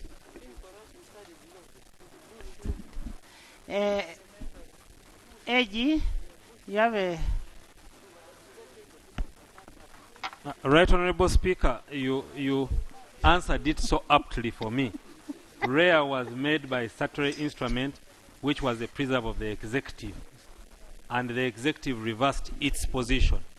However, UNRA is by an act of Parliament. So the only way you can deal with UNRA any other way is by removing that act of Parliament through the legislative arm of Parliament. And what I have seen, Right Honorable Speaker, and I think that's why colleagues we really need to share, this is a communication. What I have seen, what the honorable members shared, is a communication from UNRA telling them the stage at which they are at rationalization. But nowhere in this does it say you're going to leave your office. Attorney General, we have got communication from so many MDS that are threatened. They are telling them you should be able to hand over because we are going to be merged. And you have a rationalization committee. Why don't you get the ad hoc committee which we had in Parliament? Because as Parliament we have a report on rationalization. Why don't you get the committee which was headed by Honorable Nathan and consolidate what was agreed from Parliament here and what you have? Because you're going to get an embarrassment. You'll come to this floor and you'll fail. Right Honorable Speaker, the process of rationalization is not a process of the executive. It's a process of the government, which includes the Parliament and the executive. We have a thought as an executive arm of government. We think we should go this way and want to come here and share that. But we are definitely, Right Honorable Speaker, and like we reported a couple of months ago, before we come to the floor with this matter, we are going to go through the various committees which are handling the various institutions. Council, get the committee, the ad hoc committee that did rationalization, harmonize the report from that committee with your report. Because the other one is a processed report. It was even passed in the House. Most obliged, Right Honorable Speaker, we shall use that committee report, we shall share with them. I will take it back to public service and raise that. We shall share with them, and all the committees, we shall do as much as we can, but we'll definitely deal with it. We'll deal with the committee. Thank you. We'll expect to hear from you. Yes? I thought you brought an issue.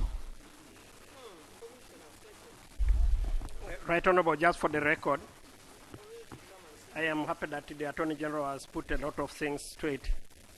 But I just want to say to this House, nobody has been told to step aside. The process will all follow the legal procedures that are established in our laws. Like the Attorney General has correctly observed or guided, we will never do anything outside the law as a ministry. And if there is anybody who has any other evidence that's contrary to what I've stated, I would want that evidence to be laid here. Thank you, Honorable Chair. Thank you, Right Honorable Speaker. I want to begin by appreciating your guidance. As committees, we should be able to do a lot more work than we are doing. Challenges notwithstanding. And there are numerous challenges, some of which we have discussed with you. But we must be able to do more. Yeah? And that's why, even with the challenges, I would like to appreciate members of my committee who are active, spare time to be able to do this work. I am thanking them publicly because there are also some members of my committee, like Honorable Alex Ruhunda, who have not attended even one single meeting. I don't want attacks. I'm not attacking. Can we just go to the giving report? feedback, Can we Speaker. go to the report? Let's go to the report. Madam Speaker, as COSASE, we are very proud that our Speaker is our OG. It gives us a lot of pride and confidence. And Madam Speaker, you remember... She's an OG with excellent performance. And that's what I wanted to talk about. That, Madam Speaker, you remember when you were investigating Bank of Uganda, it took over 4 months, and the Speaker Kadaga gave you an extension because of the importance of the work that you were doing.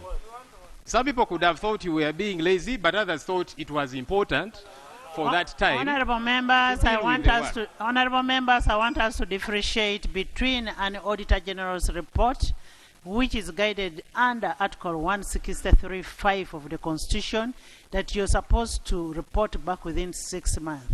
The issue of Bank of Uganda rose out of a member in this House, where a member said we should investigate why banks are closed. It was not out of Auditor General's report. Those are two different reports. And the other one, you can even take 10 months, so long as you bring equality work. Thank you, Madam Speaker. Madam Speaker, as I kick off, I request to be guided, Madam Speaker, because you mentioned that today we shall be adopting all reports as they are by the Auditor General. I have 2 reports, one of Uganda Airlines and Uganda National Roads Authority, which are ready. So I beg to be guided on how I proceed, Madam Speaker. I am guiding that you present the report of UNRA. There was a problem in the airlines. Is it airlines? Where there was a leakage that was brought, that we ruled upon. We ruled upon that leakage. There was a leakage of a report. A property of this parliament cannot leak out, and you still continue debating on it. So we'll take the report of airline. on the report that is presented by Auditor General is what we are going to adopt. We are not rejecting airline, but we are adopting the recommendations of Auditor General. So can we have UNRA? Thank you, Madam Speaker. Maybe again to seek a little more And we are guidance. we are still investigating on who leaked. And as you are aware, our staff who work with you are already on disciplinary because of that leakage. So we are looking for who leaked that report. UNRA? I take your guidance because, as you had mentioned, back then that there would be an investigation. I thought maybe at some point I would also be invited, but that did not happen. But let's in the meantime move with UNRA as you have guided, Madam Speaker. So I am going to present the report of the Public Accounts Committee on Commissions, Statutory Authorities and State Enterprises, PAC COSASE, on the Auditor General on Uganda National Roads Authority. Madam Speaker, I'll start by tabling the report and minutes.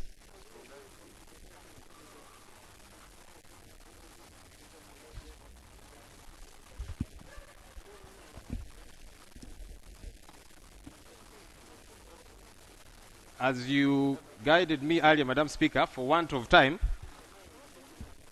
I'll be skipping a couple of things. The introduction, for example, background of UNRA,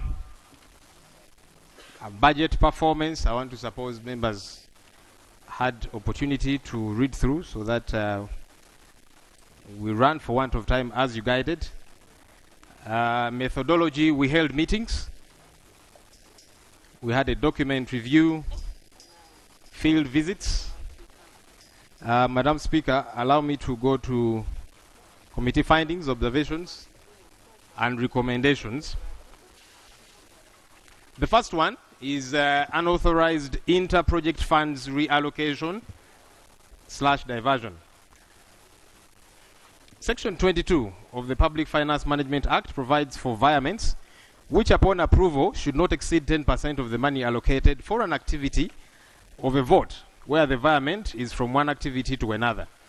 UNRA flouted this law by not getting the necessary approval and by diverting from one activity to another more than 10% of the money allocated, in some cases diverting the entire 100%.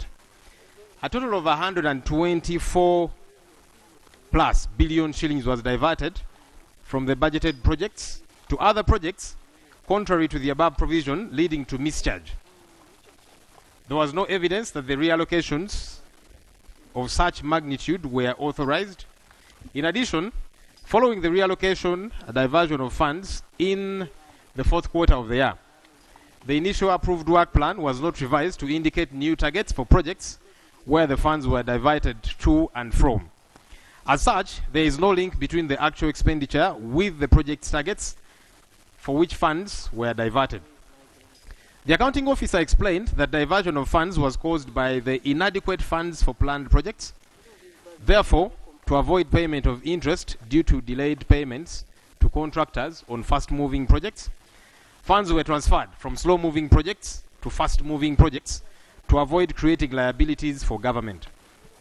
Management further informed the committee about the need to review the PFMA to take care of these virements, and they also pleaded for enough funding to solve the problem of overcommitment on projects. Our observations, Madam Speaker and members: UNRA did not seek the necessary approval to reallocate funds from one activity to another as required by law. Under Section 22 of the PFMA of 2015 as amended, the accounting officer was required to request for an approval of the virement from the minister and show that the allocation did not exceed 10% of the original allocation, was not contentious, and that it would not lead to future liability of the vote or government. The same provision is referred to under Regulation 16 of the Public Finance Management Regulations of 2016.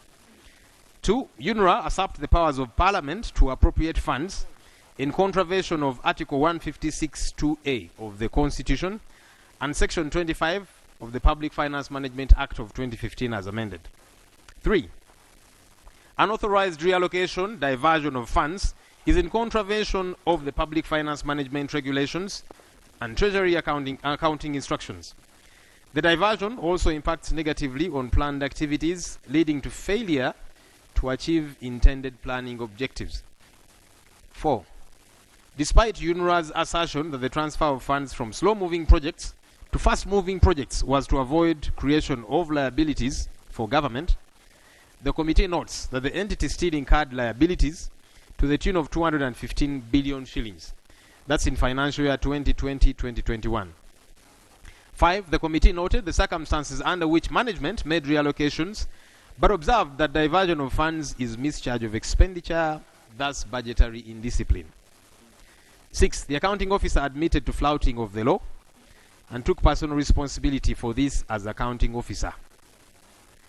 7. The accounting officer committed an offence as provided for in section 79(1)(e) and M of the PFMA of 2015 as amended, which makes it an offence for an accounting officer to divert funds without approval. We recommend that 1. The PSST should strongly caution the accounting officer for violating section 79(1)(e) and M of the PFMA 2015 as amended. Madam Speaker and members, within public service, there's about 3 ways of taking disciplinary action. 1 is caution, which is a warning. 2, of course, suspension, and then dismissal. So as a committee, we think that the accounting officer should be given a warning, which will be on record, on our file, in regard to this matter. 2, the accounting officer should always seek approvals for reallocations whenever budget variations are inevitable, and the variations should not exceed 10% of the activity budget as provided for by law. 3, UNRA should plan for projects whose activities are ongoing and exhibit readiness for implementation. The other issue, Madam Speaker, that we interrogated was diversion of funds for employee costs. According to the financial statements, the accounting officer reported to have spent 98.3 billion on employee costs. However, a review of the payments file indicated that out of the above amount, actual expenditure on salaries and related costs was 93.7 billion. The rest of the salary funds, amounting to 4.6 billion, were actually spent on settlement of civil works obligations. Given that there were no arrears in respect of employee costs that were reported, there appeared to have been over budgeting for employee costs. Further, the excess funds were diverted from salary provisions to capital development activities. The diversion of funds led to a misreporting in the financial statements of 4.6 billion. The accounting officer explained to the committee that budgeting for employee costs was consistent with the approved employee recruitment plan and the existing UNRA staff structure. As part of rationalization of agencies, the Ministry of Public Service wrote to UNRA freezing recruitment of new staff, replacement of those who left, and those who passed on. The surplus funds on employee costs that arose out of failure to recruit were used to pay debts on capital development activities. She informed the committee that UNRA eventually recruited when the freeze on recruitment was waived. Of course, we observed that there's a misstatement in the financial statements, which renders the integrity of the financial statements doubtful. The accounting officer spent money meant for employee costs, which is a recurrent expenditure on settlement of civil works, which is a capital expenditure, without seeking the necessary approval. So we strongly opine that the accounting officer should ensure that the reporting in the financial statements is made in line with the actual expenditure to avoid this confusion. But also that the accounting officer should always seek the necessary authority to reallocate funds. Madam Speaker, the next item is revenue performance. This performance of NTR. I'm going to skip a few things, again for want of time as you guided, Madam Speaker, and look at observations. The Ministry of Works and Transport did not make a provision for non-tax revenues in the ministerial policy statement. Thus, UNRA did not budget for the same. Failure to set NTR collection targets in the budget affects assessment of revenue performance to ascertain whether the forecasted revenue was realized as planned and managed as per the established laws and guidelines for development purposes. Our recommendation is that the Ministry of Works and Transport should always provide for NTR in the ministerial policy statement to enable UNRA to budget as provided for in section 1315F of the PFMA 2015 as amended. So this is a ball we are throwing back to the ministry, because the excuse of UNRA is the ministry, and rightly so anyway, within the law, is the one supposed to deal with this issue. The next item, quantification of outputs and activities. Again, Madam Speaker, I'll skip part of that body and look at observations, because here we were talking about failure to plan and report on the quality and quantity of activities that are implemented, which renders it difficult to establish individual activity costs for each planned output, and thus curtails effective accountability when funds are subsequently spent. Further, without clearly spelled out planned outputs, it's difficult to ascertain whether funds appropriated by Parliament and released were spent and the intended objectives achieved. So again, this was a question of a bit of disorganization, not being organized in as far as the documentation and the paperwork is concerned. And so we opine that the accounting officer should ensure that unit costing at activity level is provided to facilitate linkage of inputs to expenditure and physical achievements which are in line with the budgeted amount. That's what was missing. So it's important that these costings are done as such. The other item, Madam Speaker and members, is implementation of quantified outputs. 35 outputs worth 2.49 trillion were quantified, and we noted a couple of things. 19 of these outputs were implemented, 14 outputs were partially achieved, and 2 outputs were not implemented at all. UNRA did not implement the following planned activities despite having received the required funds. 1. Procurement of rescue and support under the improvement of ferry services. 2. Construction of 10-kilometer equivalents along package 6, that is Karugutu, Ntoroko, and Kawoya Buhuka. 3. Construction of 10-kilometer equivalents along Renkunye, Apach, Lira, Acholibu Road. 4. Civil works for the construction of UNRA offices. Works for construction of Kamdini Way Station. 6. Design and build of Ibanda Way Bridge. 7. Rehabilitation of 40-kilometer equivalents along Northeastern Road Corridor Asset Management Project. The accounting officer explained that the non-implementation of some key activities was due to inadequate funds for planned projects, coupled with the diverting of funds from slow-moving projects to fast-moving projects. This was, however, not supported with a revised work plan. The accounting officer has also provided the following reasons for non-implementation of the sampled projects. 1. Procurement of rescue and support under the improvement of ferry services. The initial plan was to procure the rescue boats off the shelf. However, this was changed due to the need to customize the rescue boats to the specific needs of the different ferry routes. The customization process delayed, hence resulting in 2 delayed procurement. 2. Construction of 10-kilometer equivalents along package 6, that's Karugutu, Ntoroko, and Kawoya Buhuka.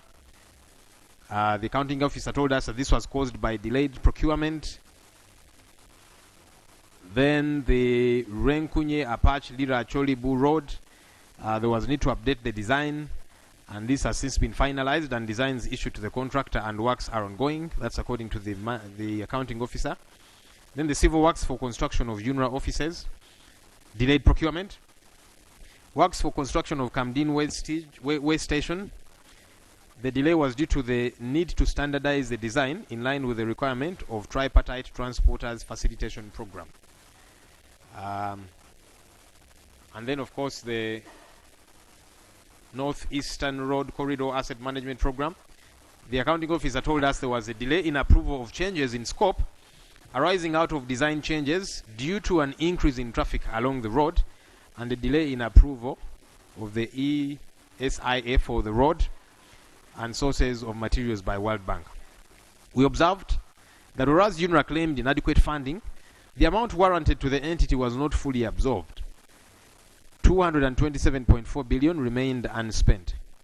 2. The committee notes that partial or non-implementation of activities implies that the expected service to the beneficiary communities is not attained and also defeats the purpose for budgeting and budgetary controls.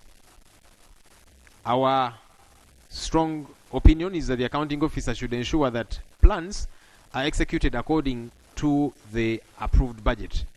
The reasons and excuses which they gave notwithstanding.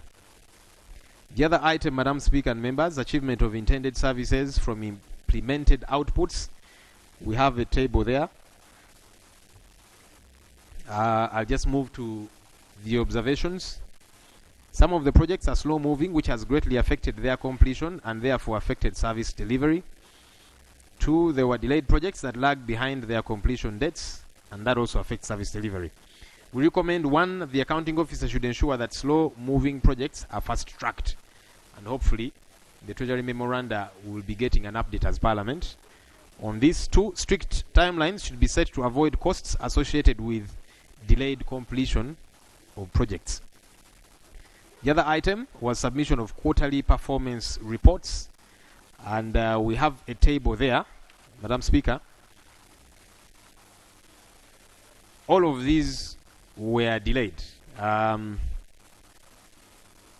Maybe just for context, it was noted that the entity submitted performance reports after the deadline given for submission of the reports. And so table 2 clearly indicates all of those were delayed. The accounting officer responded that the timelines of submission of semi-annual and annual budget performance reports is 31st January and 31st July respectively, as guided by the PFM regulations of 2016.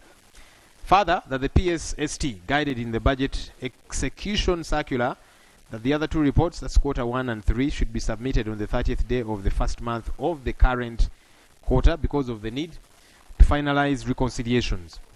Our observations, Madam Speaker and members. 1, the committee noted that failure to submit quarterly performance reports in time and failure to prepare monitoring plans and reports is not only contrary to paragraph 8.12 456 2017 of the Treasury Accounting Instructions, but also affects timely evaluation of performance. 2, the budget execution circular issued by the PSST on 30th June 2021 explains the delay for submission of the quarterly performance report for quarter 4. There was a delay in submission of the other 3 quarters, which was not explainable. Our recommendation, Madam Speaker, is that the accounting officer should be held liable for failure to comply with the submission deadlines, because this is strictly a function of the accounting officer, and it is a function of the law, anyhow. The other issue, Madam Speaker and members, was accuracy of performance reports submitted, and a review of the annual performance reports and physical inspections of outputs reported. It was noted that there were inconsistencies in the reported performance. For example, the upgrade of Atiak Moyo Afoji, whereas UNRA reported to have spent 3.8 billion, however, only 2 billion was spent. 1.8 billion was diverted and only 2 billion was actually spent. And there is a table we refer to in Annexure 1. Management explained that PBS directly picks the performance expenditure numbers from IFMS, that's the system, and no authorization is granted to amend or pass adjustments caused by mischarge in either of those 2. We observe that inaccurate reporting of performance misleads the users of the financial information and casts doubt on the reliability and authenticity of the information, both financial and non-financial, presented by the entity. We recommend, Madam Speaker and members, that UNRA should within 2 months liaise with the Ministry of Finance, Planning and Economic Development to resolve this issue. We hope that feedback can come back to Parliament, at least as far as the committee is concerned, within these 2 months. 3 was delayed payment of cash compensations to PAPs, those are project affected persons, and there is an appendix which shows a bit of information, and there are several project affected persons that have not been compensated, and here delay in payment of these PAPs was attributed to inadequacies in PAP identification and valuation that resulted in 2 disputes and rejection of awards, delays by PAPs to provide requisite information and documents such as bank account details, powers of attorney, letters of administration, among others, to warrant payments. It was also attributed to absentee PAPs and landlords whose valuations were ready for disclosure but could not be traced in time. We observed that delay in paying of these PAPs always leads to delay in commencing of road works. This is how some projects become slow moving with resultant financial consequences to the taxpayer, in addition to the delayed service. We recommend as such, 1, government and UNRA should always first acquire right-of-way before signing contracts or commencing project works. So we should not shoot first and aim later. Acquire right-of-way, then get into the contracts. Otherwise, getting into the contracts and then there's no right-of-way acquired, it is costly to the taxpayer because the other people have got to be paid anyhow. There's a bit of status of land acquired for the projects and resettlement of PAPs, and we have a table there that gives information about status of receipt and transfer of land titles for fully acquired plots. This was very concerning, Madam Speaker, that titles don't get to be acquired in the sense of transferring them into UNRA's name. So yes, people hand over the titles to UNRA, but then UNRA keeps them and there's no transfer, which is risky. So out of 990 titles expected for the KJE project, for example, that's the Kampala Jinja Expressway, only 649 had been received by UNRA. And on the other hand, 23 titles for the Hoima Wanseko project, only 9 had been received. So it's a mixture of those that are not received and even those that are received. Title is not transferred. And the title does give information. I want to move to the observation, Madam Speaker.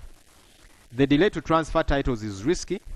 Section 59 of the Registration of Titles Act provides that a certificate of title is conclusive evidence, conclusive ownership, evidence of ownership of land. Thus, without transferred titles, UNRA opens up itself to potential fraudsters. We recommend that the accounting officer should engage with the Ministry of Lands, Housing and Urban Development on the required taxes or duties for transfer of titles to UNRA and to make the necessary budget provisions in order to secure legal ownership of the land acquired for the various projects. The other item was payables and advances. I want to skip some of this information, Madam Speaker, and move to observations. The committee cited a risk of incurring wasteful expenditure in form of interest and litigation costs arising out of unpaid certificates to contractors. People do work and they're not paid. So they will go to court and so on. That's an expense on the taxpayer. The committee noted a large amount of advances which was not explainable. We recommend that UNRA should prioritize payables considering they cause losses to the taxpayer in terms of interest accrued. 2, the accounting officer should come up with strategies to accelerate recovery of advances as a means of ensuring that UNRA rationalizes the resources available. The other item, Madam Speaker and members, was loss of funds in interest on delayed payments to contractors. We observe the authority incurred nugatory expenditure to the tune of 17 billion shillings due to delayed settlement of invoices from contractors, something that is totally unacceptable as it burdens the taxpayer unnecessarily. The interest expenditure was included as part of the annual expenditure for the year. We recommend that the accounting officer should ensure prudent financial management practices that prevent losses to the entity. The other item was delayed valuation of infrastructure assets worth 10.4 trillion. We observe that failure or delayed valuation of infrastructure assets renders the financial accounts doubtful and misstated. Therefore, it does not give a correct reflection of their physical state. Our recommendation is that the accounting officer should, in a period of 6 months from the adoption of this report, revalue infrastructure assets in accordance with the laid down policy. UNRA has got to know what it's worth. That's the only way you can follow up. So we think that in 6 months this should be done so that that matter is taken care of. Delayed completion of road projects, and there's a litany of explanation. I'll move to the observation, which is delayed completion of road projects increases the administrative costs of delivering the projects. We recommend that the accounting officer comes up with clear remedies and strategies to improve and strengthen the timelines of delivery of projects. These remedies should be provided to Parliament in 6 months' time. And as Parliament, hopefully we shall follow up to make sure we get this feedback. The other item is civil cases arising from failure to return residual titles That's worth 6.9 billion shillings. I'll just move to the observations, Madam Speaker. Civil cases arising from failure to return residual titles pose a risk that in case of unfavorable court rulings, the authority is bound to incur more financial losses totaling approximately 6.9 billion. The situation is somebody has their title of 10 acres, for example. UNRA is interested in 5 of those acres. So this person hands over their title to UNRA.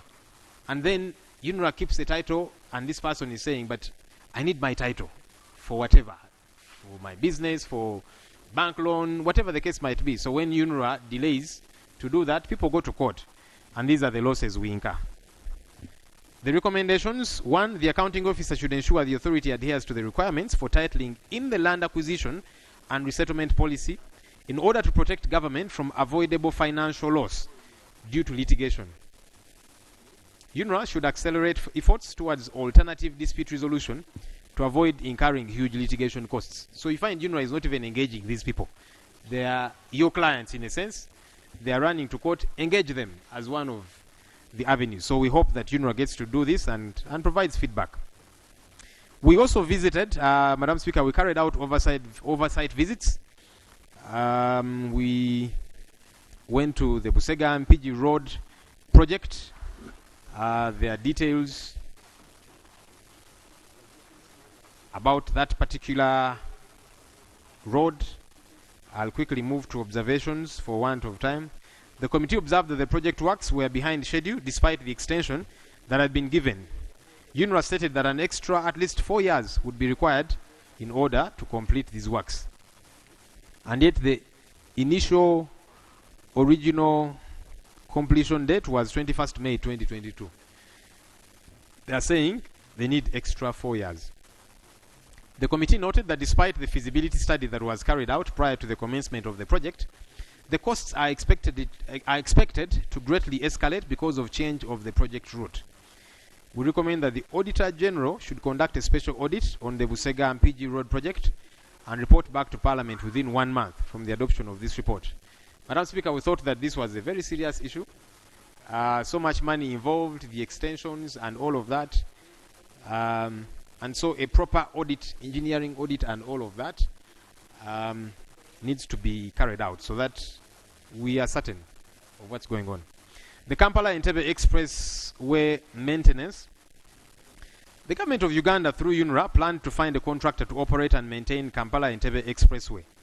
Aegis Road Operation was awarded the contract on 13th April 2021 to undertake the operation of a performance-based management contract with an overall contract period of 60 months, extended by 2 years subject to satisfactory performance. These are the details here. The contractor, the contract value, that's 122 billion shillings, excluding VAT, by the way, and contingencies. And the commencement date was 24th May 2021, 60 months being duration. Of course, the project observations are, objectives rather. I'll move to the observations regarding this very project. 1 is lighting of the expressway. From the time of commencement of usage of the expressway, lights have never been installed, rendering it extremely dark in the night. As a result, accidents and numerous cases of robbery and attacks have happened after dark. The delay to light up the Entebbe Expressway is unacceptable. A road of this caliber cannot commence operations without lighting. Aside from the insecurity on the road, revenue collections have been affected negatively since motorists avoid using the road at night. 2, tolling collection system. The committee observed that tolling operations commenced on 8th January 2022 with NFC and cash payments with an average monthly collection of 2.8 billion Uganda shillings. Now, when you get to performance-based operation and maintenance services, UNRA told us that every month of the 2.8 billion shillings that is collected, they give over 900 million shillings, sometimes up to 1 billion shillings, to Aegis to maintain the expressway. We asked them what maintenance means. They talked about branding, routine maintenance, cleaning of the expressway, etc., etc. The committee observed that and that's every month. Chair, did you get the directors of Aegis, particulars of the directors? Yes. You will have to give us. The committee observed that the operations and maintenance of the expressway at nearly 1 billion shillings paid to Aegis per month is on the higher end. The construction contractor, that is Quadriposi, is not fixing defects on a timely basis. For example, drainage issues, leaking underpasses and overbridges and cracks in the pavement layer. The contractor informed the committee that UNRA delays to pay for operation and maintenance. So this affects the operations and also attracts interest. Our recommendations, Madam Speaker and members. The Auditor General should conduct a special audit on the operations and maintenance of Kampala-Entebbe Expressway and report back to Parliament within 3 months of the adoption of this report. Madam Speaker, we felt that 1 billion shillings per month does not make sense. And so it's important that a special audit gets to be carried out. 2, UNRA should erect lights on the entire expressway by the end of January 2023. 3, the construction contractor should fix the defects within 3 months and UNRA should provide an update to Parliament. The other road we looked at was the Kira Kasangati Matuga, and the details are there. The contract value over 200 billion shillings. We observed that this project is moving behind schedule, given that it was supposed to end in December 2022. Compensation of PAPs is still ongoing, and utilities haven't been moved in many areas along the project route to enable commencement of works.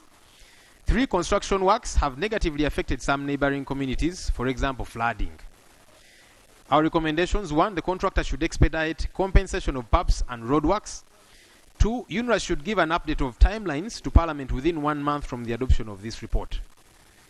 3, UNRA should prevail over the contractor to undertake measures that cushion the neighboring communities from environmental hazards and carry out routine maintenance so that the road is motorable. Madam Speaker, when we visited some of these areas, the complaints was flooding all the time because of the construction work. So the people are saying, we are happy about the road, we love it, but our homes flood and we cannot use them. So it becomes a deleterious kind of situation. So we are hoping that UNRA gets to take this action with immediacy. The other project was upgrading of Chigumba Bulima Kawoya Road from gravel to bitumen standard. And the details are there, Madam Speaker.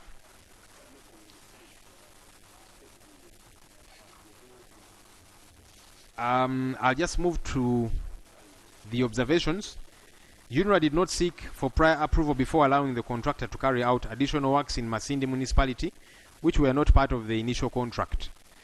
The story behind this, which is in the details, is that contractor constructs the road, and then when they get to this municipality, they realize we can do a bit more work.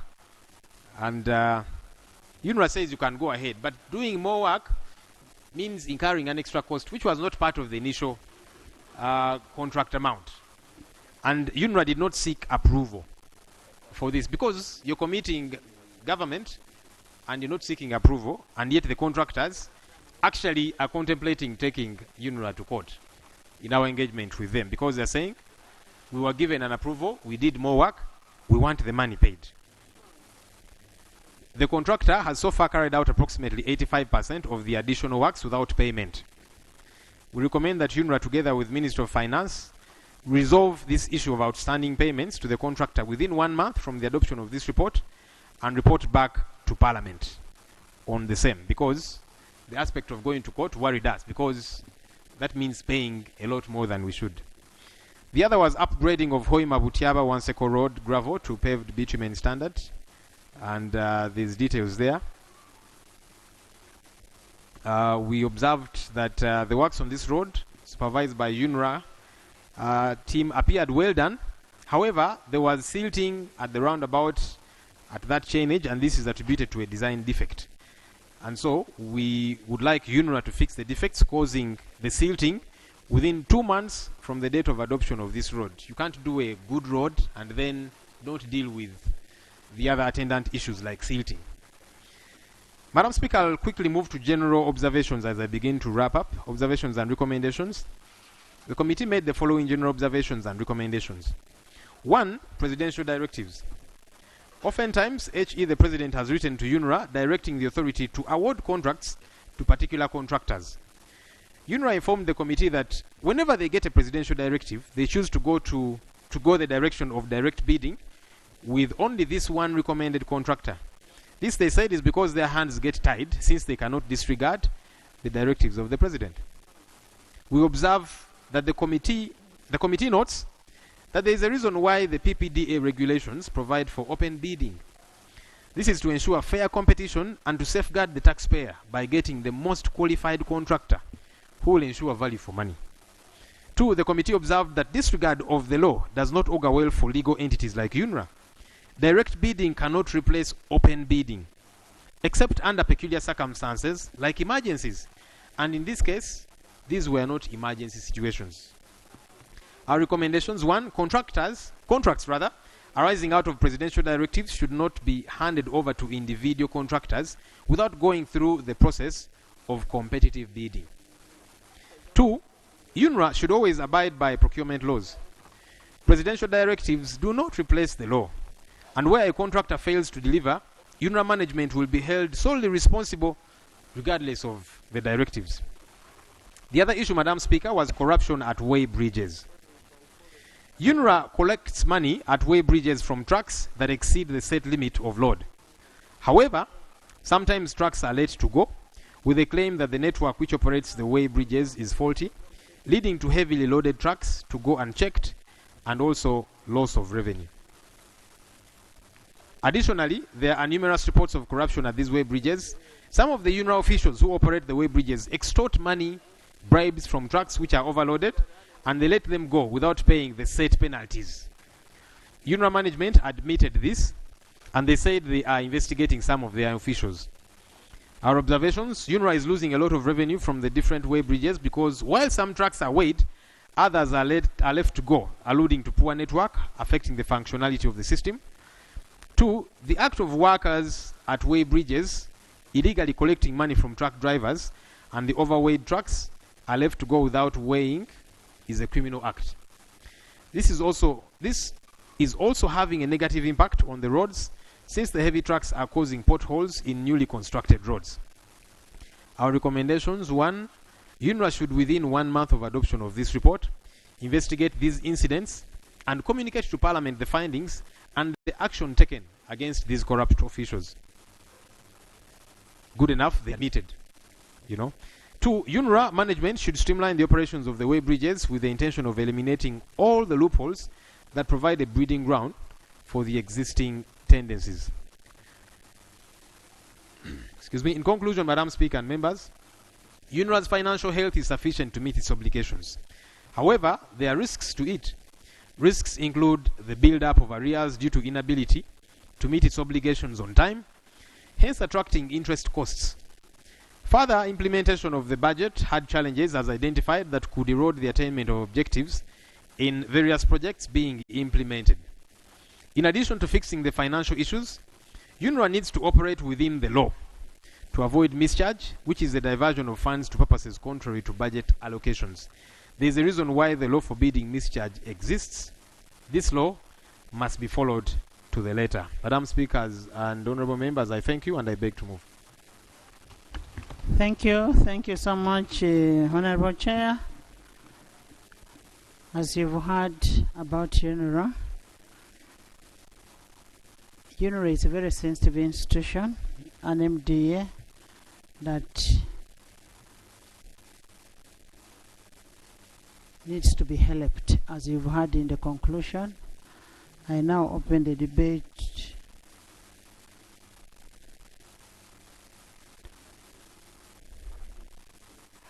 Taylor.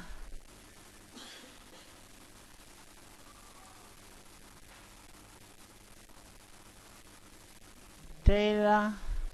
Next, we come like this. Thank Jacob. you. Yes. Thank you, Right Honourable Speaker. Right Honourable Speaker, the report has highlighted several issues. Our biggest challenge in discussing UNRA is that we have a matter which is pending before us that shall debate on whether it should be merged or not.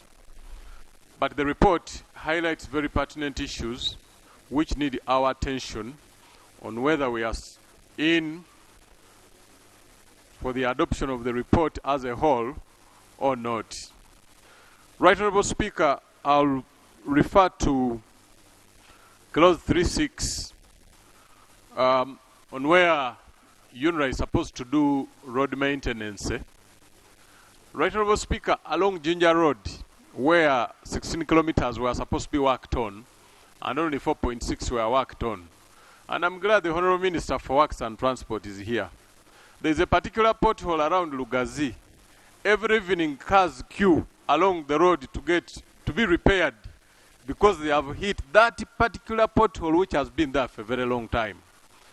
To me, when I see in the report that the delay is not because of finances, it really baffles me so much. Right Honourable Speaker, there is just a level of negligence which individual officers of the institution should be held accountable for failure to do their work. Right Honourable Speaker, take the cost of maintenance on the Entebbe Express Highway. Right Honourable Speaker, the cost goes high because the contractor has failed to do the real periodical maintenance. When it rains, Right Honourable Speaker, the express highway in particular areas floods. And this is an issue which has been raised for several times, which should have been addressed by now. So Right Honourable Speaker, the issues raised by the report are pertinent, and I stand to say that we adopt the report. Thank you. Thank you so much, Honourable Taylor, and don't even go very far. The potholes within town, even at the gate of Parliament. I complain about the potholes on my road, and the minister promised to work on them up to date. Nothing has been done. Honourable Jacob.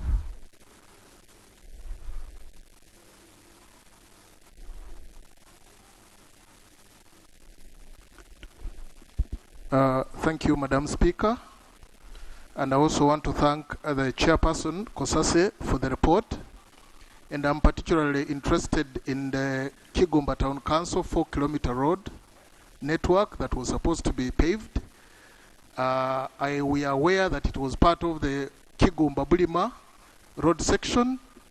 For several months now, the contractor abandoned the site. And listening in carefully from the chairman's presentation, it's like it is mentioned that UNRA's financial health is okay. I am wondering whether actually they failed to get money or there is another problem. Probably would listen or get some clarification from the minister. I beg to be clarified. Thank you, Madam Speaker. The minister may not have all the answers as of now, but we will be getting a treasury memoranda to the effect, and we need actions taken as recommended by the committee. So you're saying we adopt the report? Madam Speaker, I said I fully concur with the chairperson. Honorable Dakas. Thank you, Madam Speaker. I would like also to agree that we adopt the report. However, Madam Speaker, I wanted to raise three things. One is on the BKK ferry. And I just hope that the minister can take action. Because those of us on that side, Serere, Kaberimaido, Buyende, who are supposed to benefit from this ferry, for the last many years, we have had hope. But to see on the report that only 82% was accomplished by 2020, and yet our people are waiting for this ferry, it would be nice to just know what is the current update. Secondly, Madam Speaker, on the delay of titles, I had an experience that confirms this.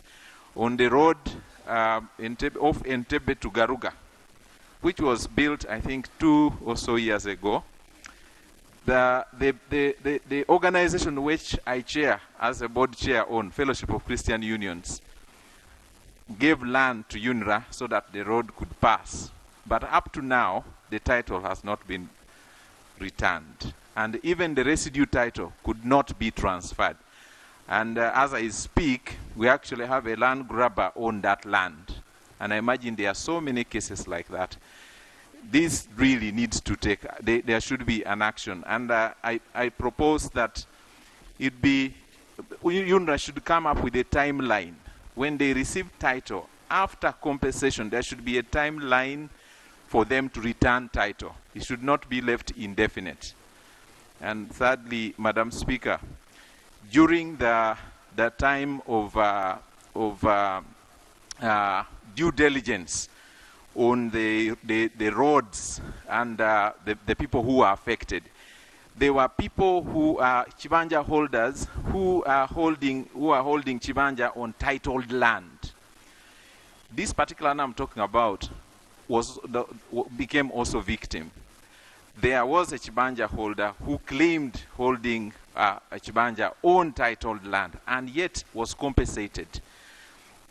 I imagine that the consultation should have involved the titled owner.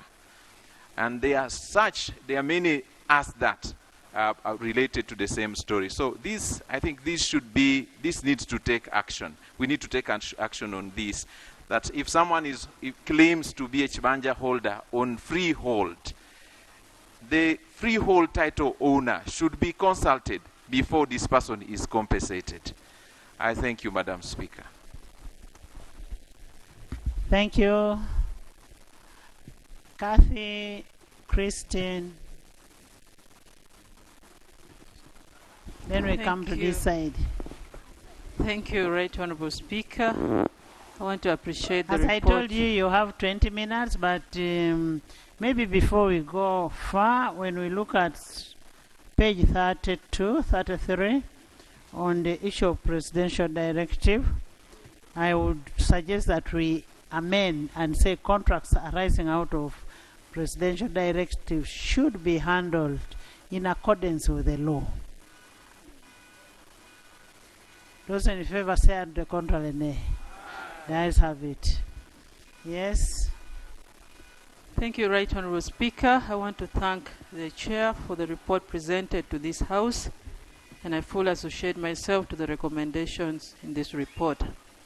Madam Speaker, on the issue regards to delay of completion of contracts of projects due to failure to secure right-to-way, I want to appreciate the recommendation given by the committee, Madam Speaker, on fast-tracking projects, but also setting a timeline for projects.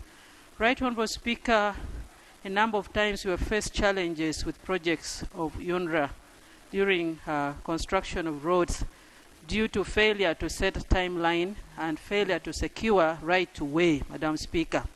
I think it is very crucial that through the recommendation of this committee, we need to move to the extent of setting timelines for projects so that we are able to avoid some of these unnecessary delays.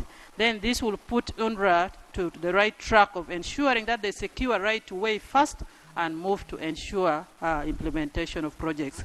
Right Honorable Speaker, too, on special audit that was recommended on the operation and maintenance of Kampala-Entebbe Express Highway, Madam Speaker, when you look at the cost of maintenance of this express highway, I want to fully associate myself with the recommendation of this committee for a special audit. Finally, Madam Speaker, on Masindi Municipality, UNRA went ahead and allowed the contractor to go ahead and do extra works, which was not covered in the contract agreement, and issues of outstanding payment has come up. The committee has recommended that this issue of outstanding payment be resolved, but I didn't see any recommendation as far as the decision of allowing extra work to be done before seeking approval. Madam Speaker, I think it is very crucial that approval needs to be sought before authorizing a contractor to move ahead and start implementing. Otherwise, these are avenues that we create that gives room for people to eat money that belongs to contracts and projects. Madam Speaker, I beg to submit. Thank you. Thank you so much.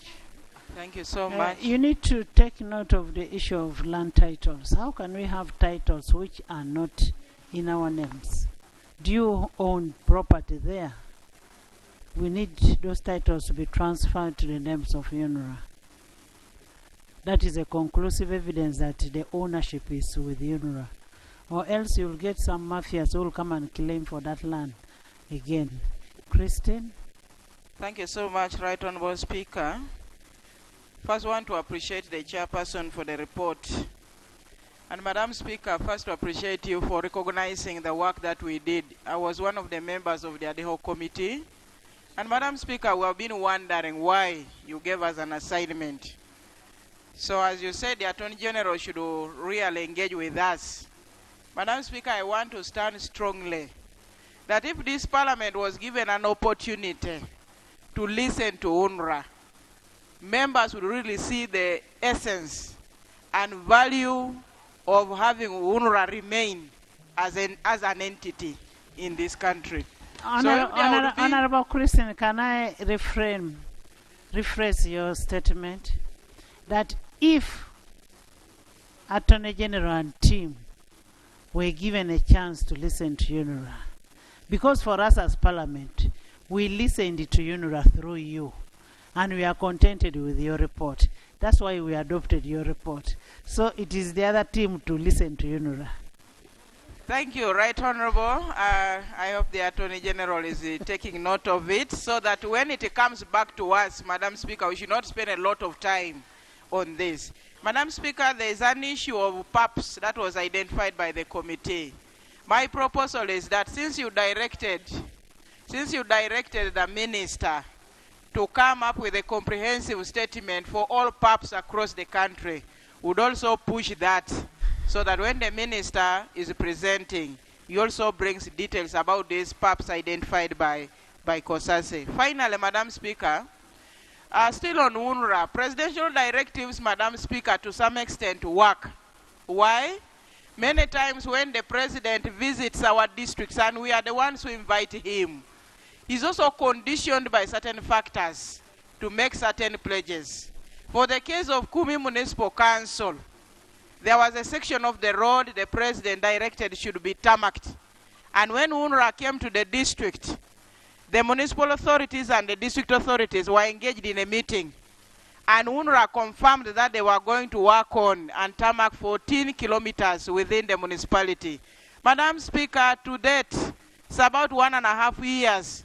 No action has been taken along the 14 kilometers. May I find out the plan that the minister has to support UNRA have this implemented across the country? Thank you very much. Thank you. The girls behind Melissa. Thank you very much, Right Honourable Speaker, for this golden opportunity. I am Avako Melissa Naimagule, Woman Member of Parliament for Yumbe District. I want to take this opportunity to thank COSASE very much for this comprehensive and elaborate report. Right Honourable Speaker, our roads have been facing challenges of the same observations that COSASE has observed. You will find out that there are terms used by UNRA, like road under procurement, road, a project which is yet to be funded. For example, Koboko Yumbe Moyo Road has been under procurement for 3 years. Right Honourable Speaker, I don't know. I seek for advice from the ministry as to how long it takes for new roads to be under procurement. Thank you. Honorable Minister, Yumbe, Zombo, that road has been under procurement from the beginning up to the... give us, at least give us a promise on that road.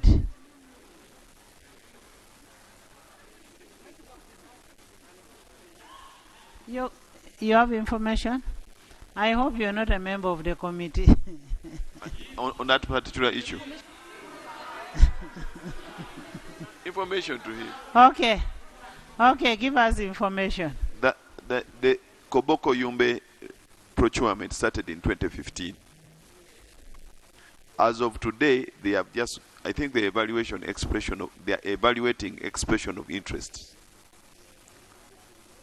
And that is one of the rest of the roads that you're working on. Could you give us more assurance, sir, dear Minister? Have you heard the Honorable Minister? Maureen. Yes, my dear. Right Honorable Speaker.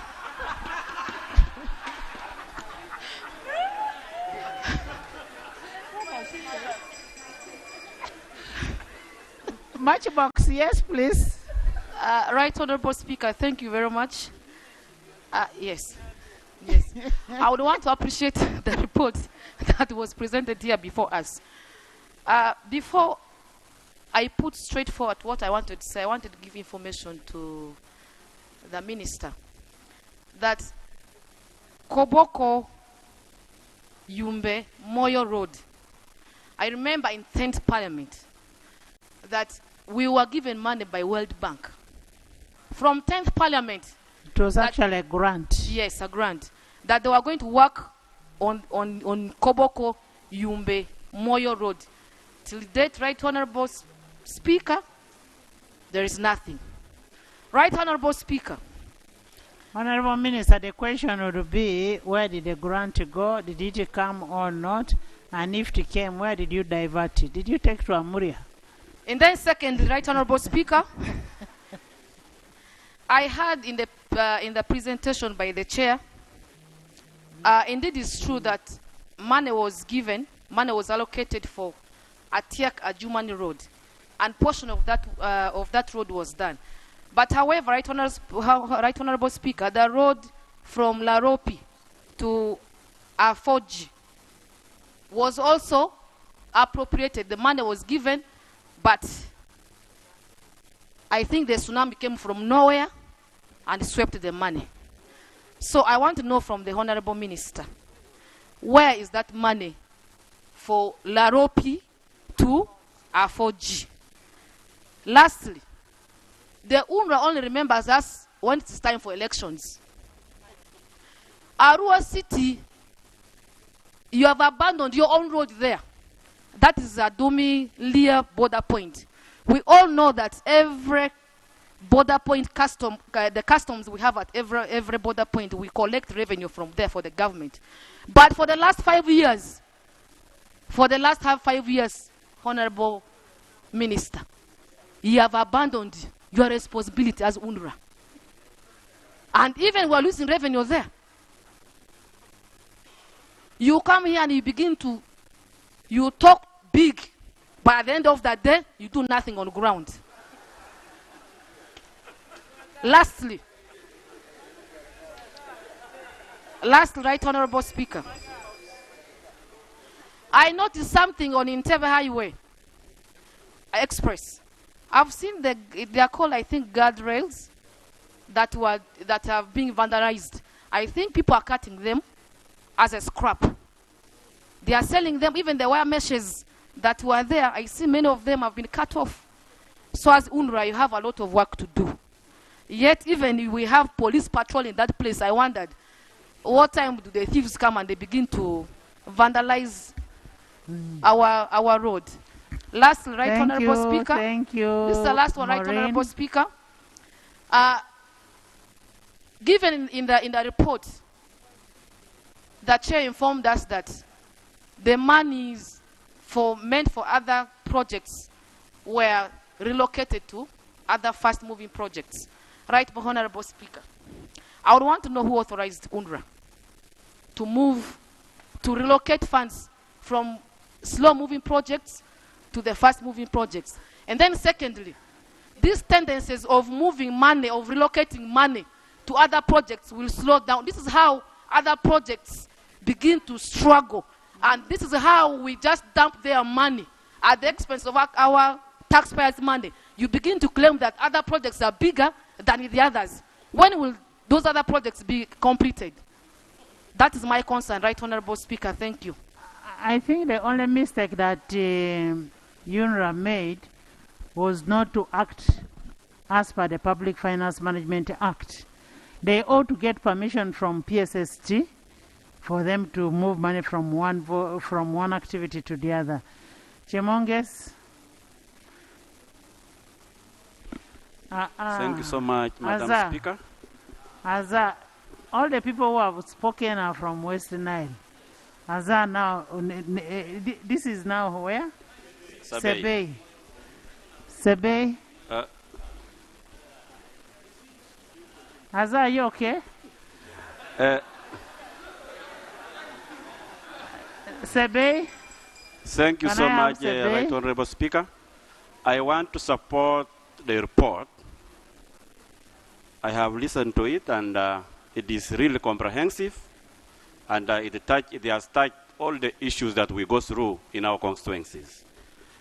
First and foremost, I also want to add on that UNRA is doing very well among the other entities that we intend to rationalize. So, for example, as in Sabey, if you look at our terrain, if it was not UNRA, I doubt that we could be having any road now. And again, I think what I want to comment on is the report left out something very important, which I think it should be added into.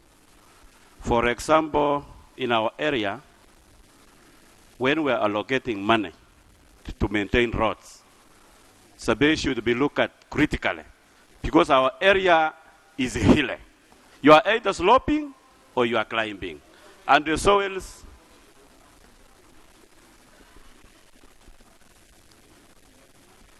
thank you Gerald, for the opportunity. I'm just giving him information, Right Honorable Speaker. I'm sorry. He is my neighbor. Actually, it is the entire Elgon sub-region. It is not only Kapchora. That is it. I wanted to give you that information to Karon. Thank you. Thank you so much, my colleague. What I am saying is the entire Elgon region is hilly. You are either sloping or you are climbing. And when you come to these allocations, we always do here for our road maintenance. Even the machines you have given to districts for road maintenance, I can assure you in Sabey, for example, Quen, the one of Quen has broken down completely for the last 1 year now. And you cannot blame us. The problem is the terrain. It is working under very tough conditions. Even where you find it flat, still it is packed with loam soil. The soils are soft. And then when it comes to sending money to the districts, in Sabey, you can only maintain the road during the dry season, between November to April. But from May to November, you cannot do anything in Sabey. So on the issue of sending money on quarterly, does not work in Sabey. We need to be sending all the money. If we are sending, we send it in November. Yes, this is the facts. That is why, yes, and a lot of money. We should actually be given 4 times what other people get. Finally, I want to thank government, first of all, together with the UNRA, for the road that has been given to us from Kapchorwa to Swam. But we really appreciate. Thank you. Just a minute, Madam Speaker. Thank you. Just a minute, Madam Speaker. I want to finalize. On this road, we were given some kilometers, which was meant to support the town council roads. But our kilometers were taken to support the Riet. And now as we talk, for example, when we have 4 town councils, all those town councils are completely useless. You cannot use them because once it rains, you cannot move and you cannot connect to the main road, which we have spent a lot of money. So the main road is there, we are seeing, but our farmers cannot bring things from the village to the main road. Thank you so much, Madam Speaker. Thank you, Honorable Minister. I hope you're taking a note. You had the issue of Uyumbe Koboko Road, Zombo,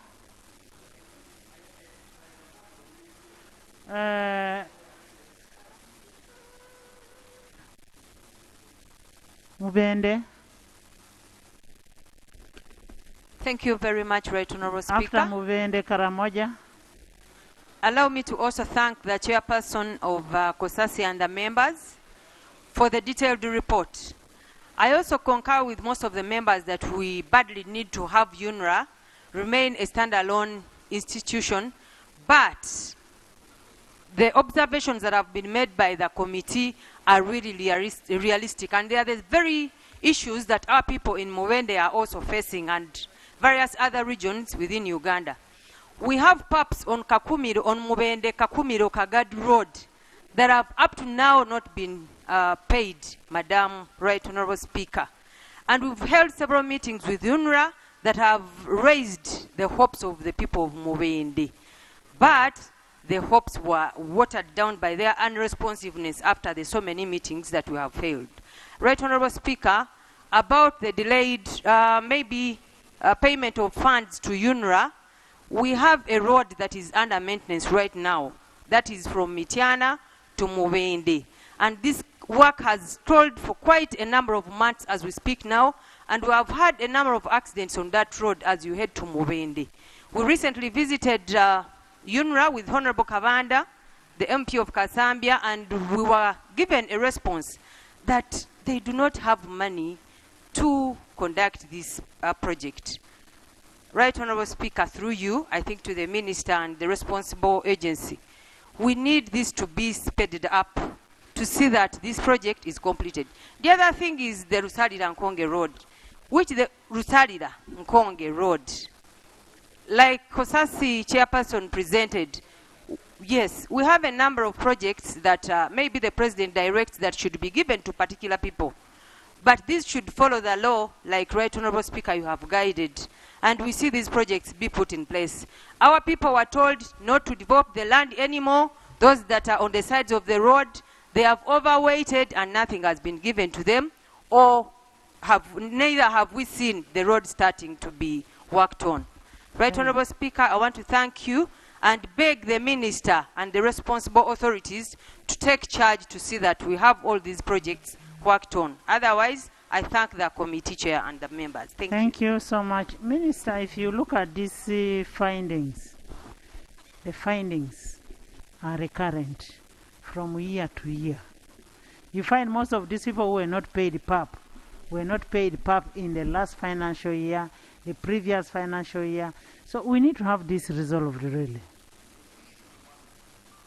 Because if you put time value of money, these people need that money for them to be able to do something.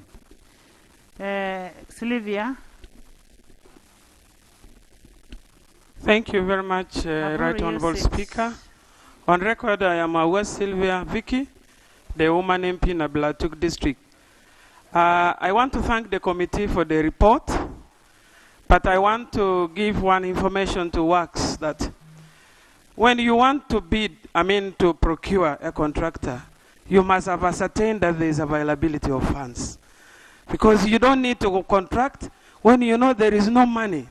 Because delayed procurements or delayed payments, it will accrue interest. And this is a loss to government. I don't know whether the Minister of Works is seeing that, including UNRA. You should award contracts knowing that there is available funds. And the other one is, there are these contractors which are roads that are being maintained. Looking at the Nablatuk district, from Namalu, going onward up to Lakapil, the road is in a sorrow state. You can't pass potholes. People are getting accidents daily. And the contractor who's given that work to maintain the road, he says that he has not been paid the money. He cannot continue to work. Why did you award? And then the other one I wanted finally, Speaker, to say is the directive of the President. The directive of the President is according to the law. It is up to the technical people to apply the law. Because once he directs, you are supposed to apply the law. Either you go for single sourcing or you go for direct procurement. I don't see any problem with the directive of the President. So nobody should take UNRA according to the recommendation. That recommendation should be withdrawn. Thank you so much. No, we amended the recommendation and that was approved. So the recommendation was amended. Let me first come this side also.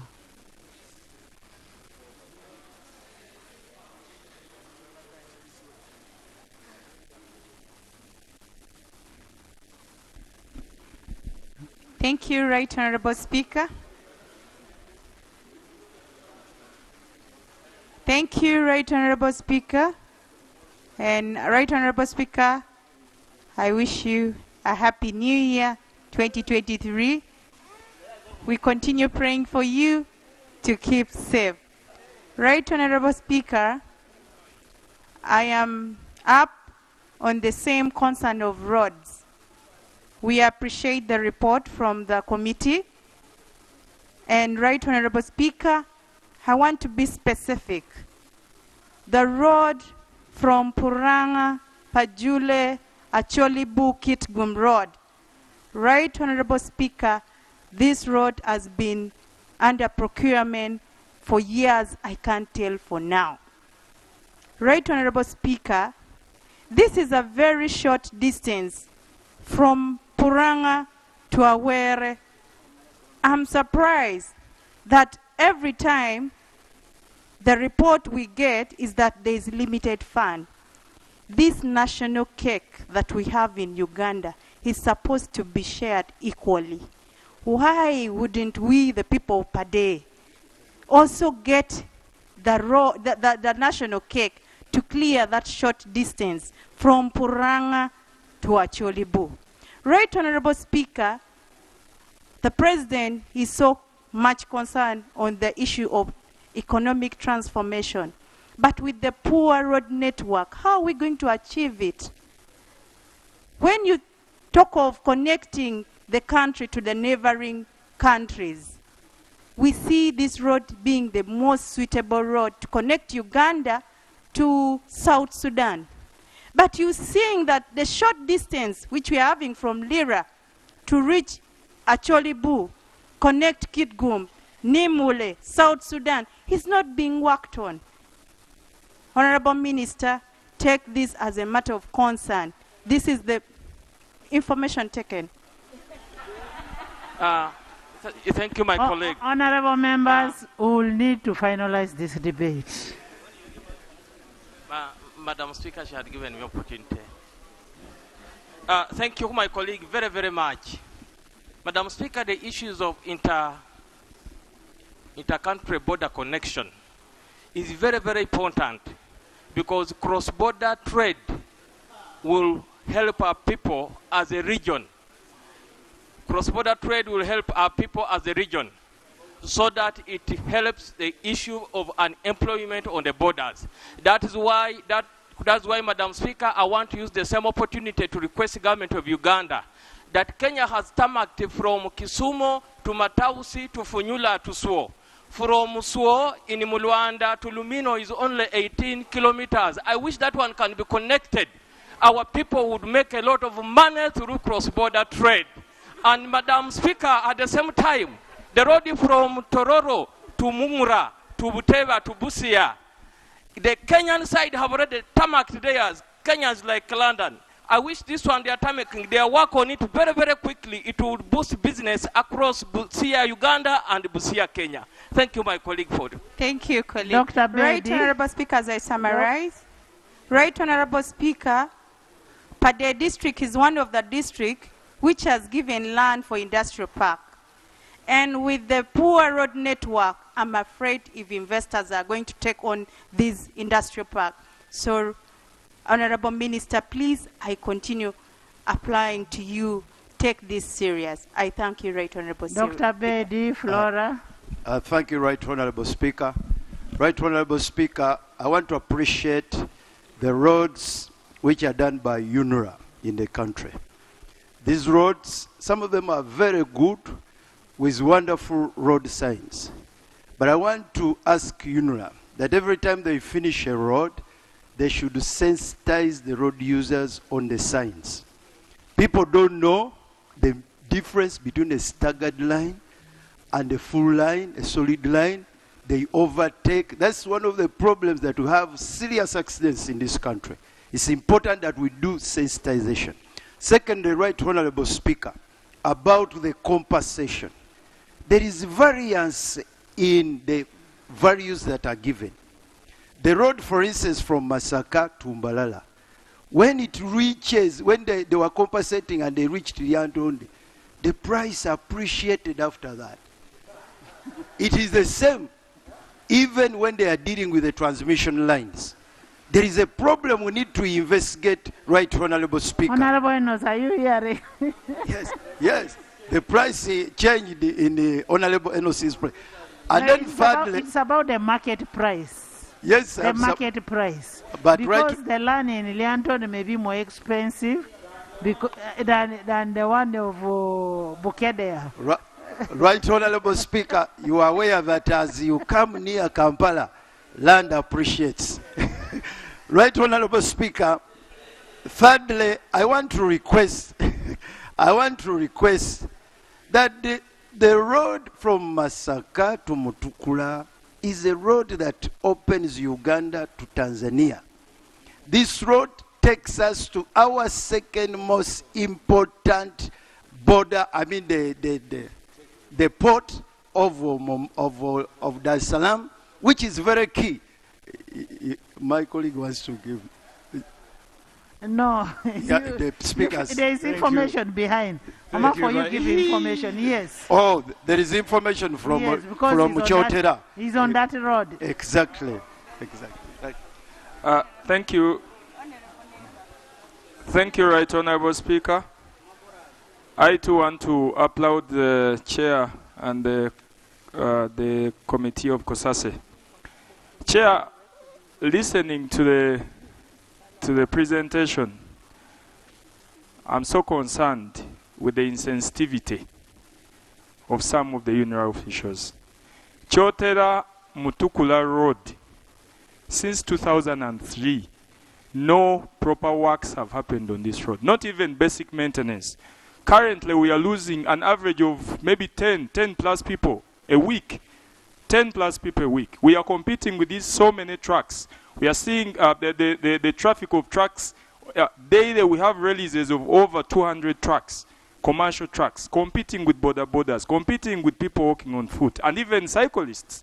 Speaker, this issue has come to this floor since 2021 in July. We raised this matter, and the Prime Minister promised that works would commence. I really want to put it across again. Chotera Mutukula is Honorable in a Minister, state. you've heard the issue of Chotera. Flora. Thank you, Right Honorable, for this opportunity. I would like to know from the Minister if there is any provision of emergency intervention in case of a disaster occurrence. Honorable Minister, in Kasese. Honorable Minister, 2 months ago, a road from Katoru to Kayanzi in Nyakyumbu sub-county was very badly affected by floods. Kayanzi is a learning site within a national park. There is no any other route to use to access that learning site. Schools are about to open. There is no school on that learning site. So the students come from that learning site to the outside community. For now, it has always been hard for the people on this learning site to get food and access other services. Honorable Minister, I came to your office and reported this issue, and you told me you are going to get in touch with the district engineer. Up to now, nobody has stepped foot on that route. I pray that you give me an assurance that you are going to handle this Honorable issue. Minister, and is a Muko from that place. Exactly. Veronica, Joab. Thank you, Right Honorable Speaker. Thank you, Right Honorable Speaker and Chair, for the report. Right Honorable Speaker, my concern is about the presidential directives and pledges. I think there should always be a time limit on these pledges that the President gives. For example, in our district, Bukomansi, we have Chavakuza Matete Road. I think we were there also when the President was making that pledge so many years ago. And this road is very important because we have Chibinge coffee, where we get Ugandan coffee, the best Ugandan coffee that is exported outside the country. We use that road. But to access the market, even the farmers to access the market where to bring their coffee, it's very difficult. Madam Speaker, I pray, let this Parliament, you order the Government Assurance Committee to follow on these pledges so that they can be implemented and in time. Thank you, Right Honourable Speaker. Joab. Thank you, Right Honourable Madam Speaker. Colleagues, I am Businge Joab from Masini Municipality. I want to support and thank the committee chairperson and your team for the good report. But also, in the same way, would love to thank UNRA for the job well done. In my opinion, they made a good mistake to prioritize the roads in Masini Municipality. On record, the work was not done to conclusion because some prioritized roads were not done. And the good thing, the report has indicated that UNRA is not sort of funds. So how we pray that UNRA continues to complete the pending roads, Madam Speaker. Thank you very much. Thank you. Yes. Not a mistake now. That is still Bunyoro.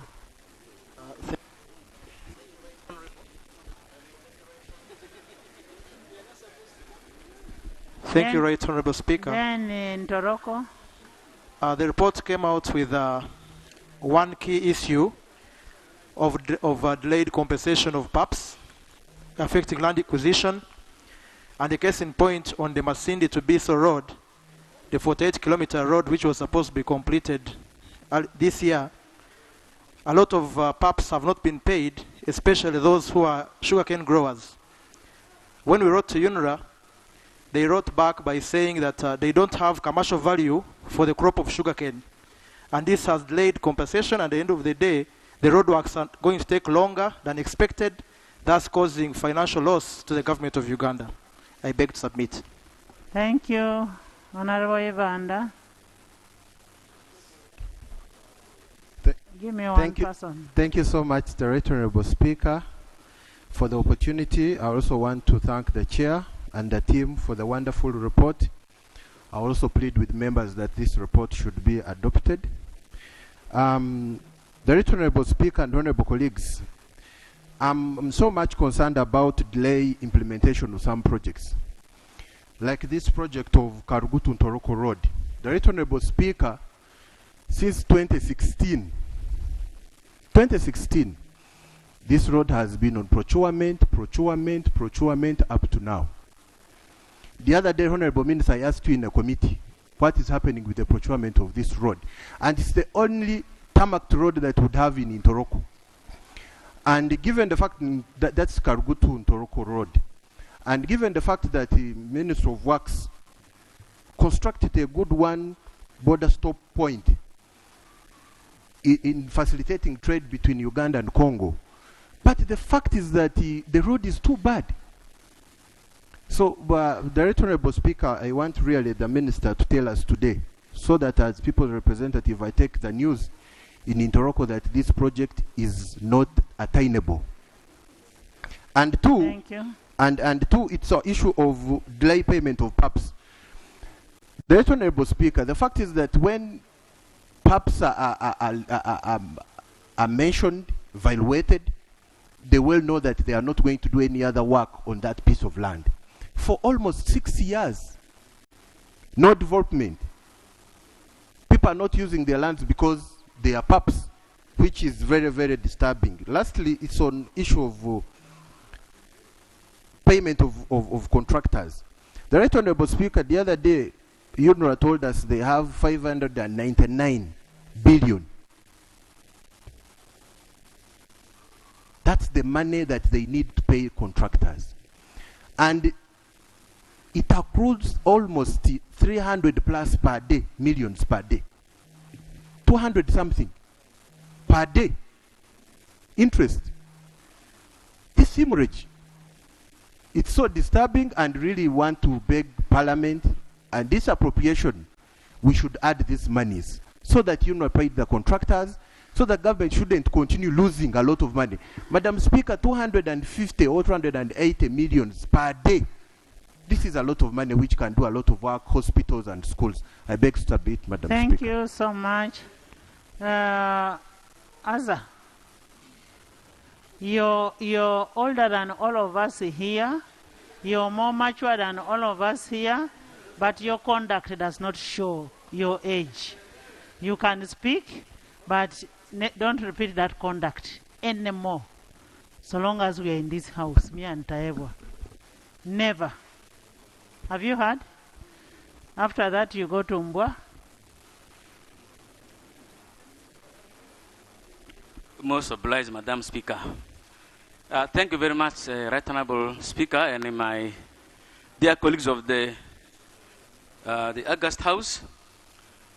Chair Kosase, thank you very much for the report. Madam Speaker and Honorable Minister for Works, I'd like to draw your attention to page 13 to 14 of the report under quarterly performance report, accuracy of performance reports and delays in project implementation. And specifically, project 0265, that is upgrading Atek Moyo Afoji Road, that is 104 kilometers, and a 1.2 kilometer bridge across the Nile at Laropi, connecting Moyo district to Ajumani district. The Laropi bridge project and the Laropi Afoji Road have delayed because money that was meant for the projects were diverted. It was diverted as shown by the report that, for instance, Kosasi realized that 1.8 billion was diverted, and instead 2 billion was actually spent on the output for the construction of the road and the bridge. Madam Speaker, this has led to delays. Honorable Aza, the money which was diverted was supposed to be for that bridge. It was a part of, for fast-tracking the bridge, yes. Honorable Minister, this has led to... Take note of that. This has led to delays in the fast-tracking and commencement of the construction of the Laropi Bridge in the Moyo district, thereby leading to untold suffering of the people in the issues related to transport, communication, movement of goods and services. So I'll be very grateful, Honorable Minister, if you could help us and fast-track the construction of the bridge across the Nile in the Moyo district. I thank you very much. Honorable Mbwa. Thank you, Honorable Speaker. Honorable Speaker, allow me to add my voice to thank my honorable colleague, the Chair, Kosas, and the Minister. I am rising just to bring to your attention one major road in Entebbe. Entebbe International Airport, by Honorable Speaker and colleagues, is not safe, and it has not been safe for very many years for all of us who use the Entebbe International Airport. We have a road that rotates around Entebbe International Airport that can act as an emergency exit for Entebbe International Airport. In case of an emergency, that's the road that we all need for the safety of all Ugandans, including the President, who resides in my constituency, Entebbe Municipality. I want to bring it to your attention that this time we should give it priority, because a good road around Entebbe International Airport is good to all of us who are using Entebbe International Airport. I beg you to move. Honorable Gilbert. Thank you, Right Honourable Speaker. Right Honourable Speaker, I'd like to appreciate the chairperson for Kosase for the wonderful report.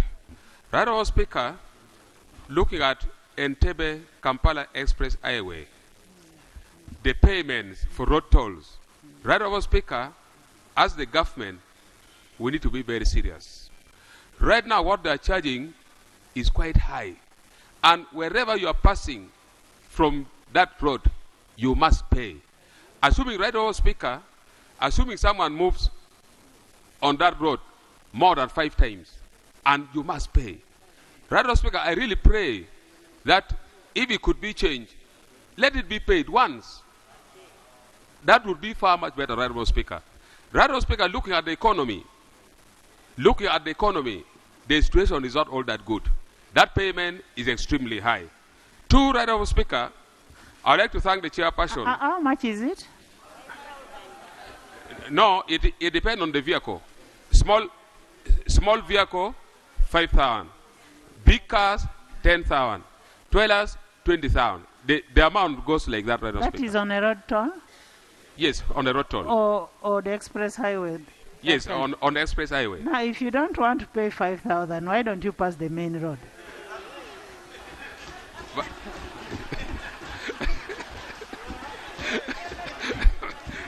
Thank you,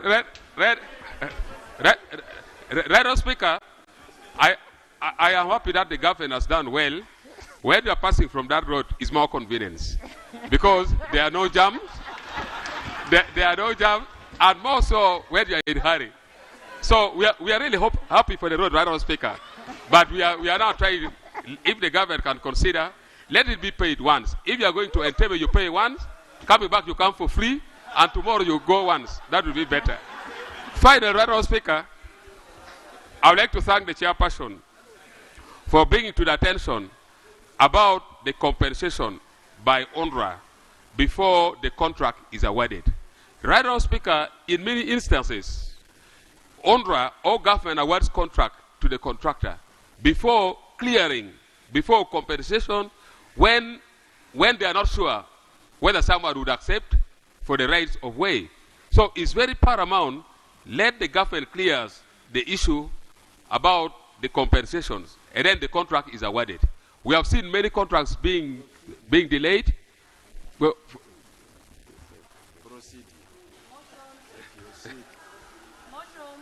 there is a motion. There is a motion. Right Honorable There is Speaker. a motion. Order. Order. There is a motion. Made you sit. Honorable members, I have been sitting here from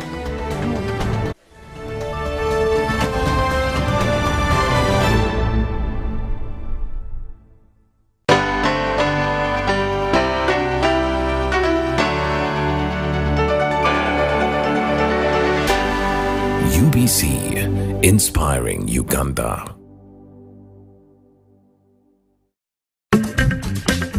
Watch out for the big announcement before the biggest scam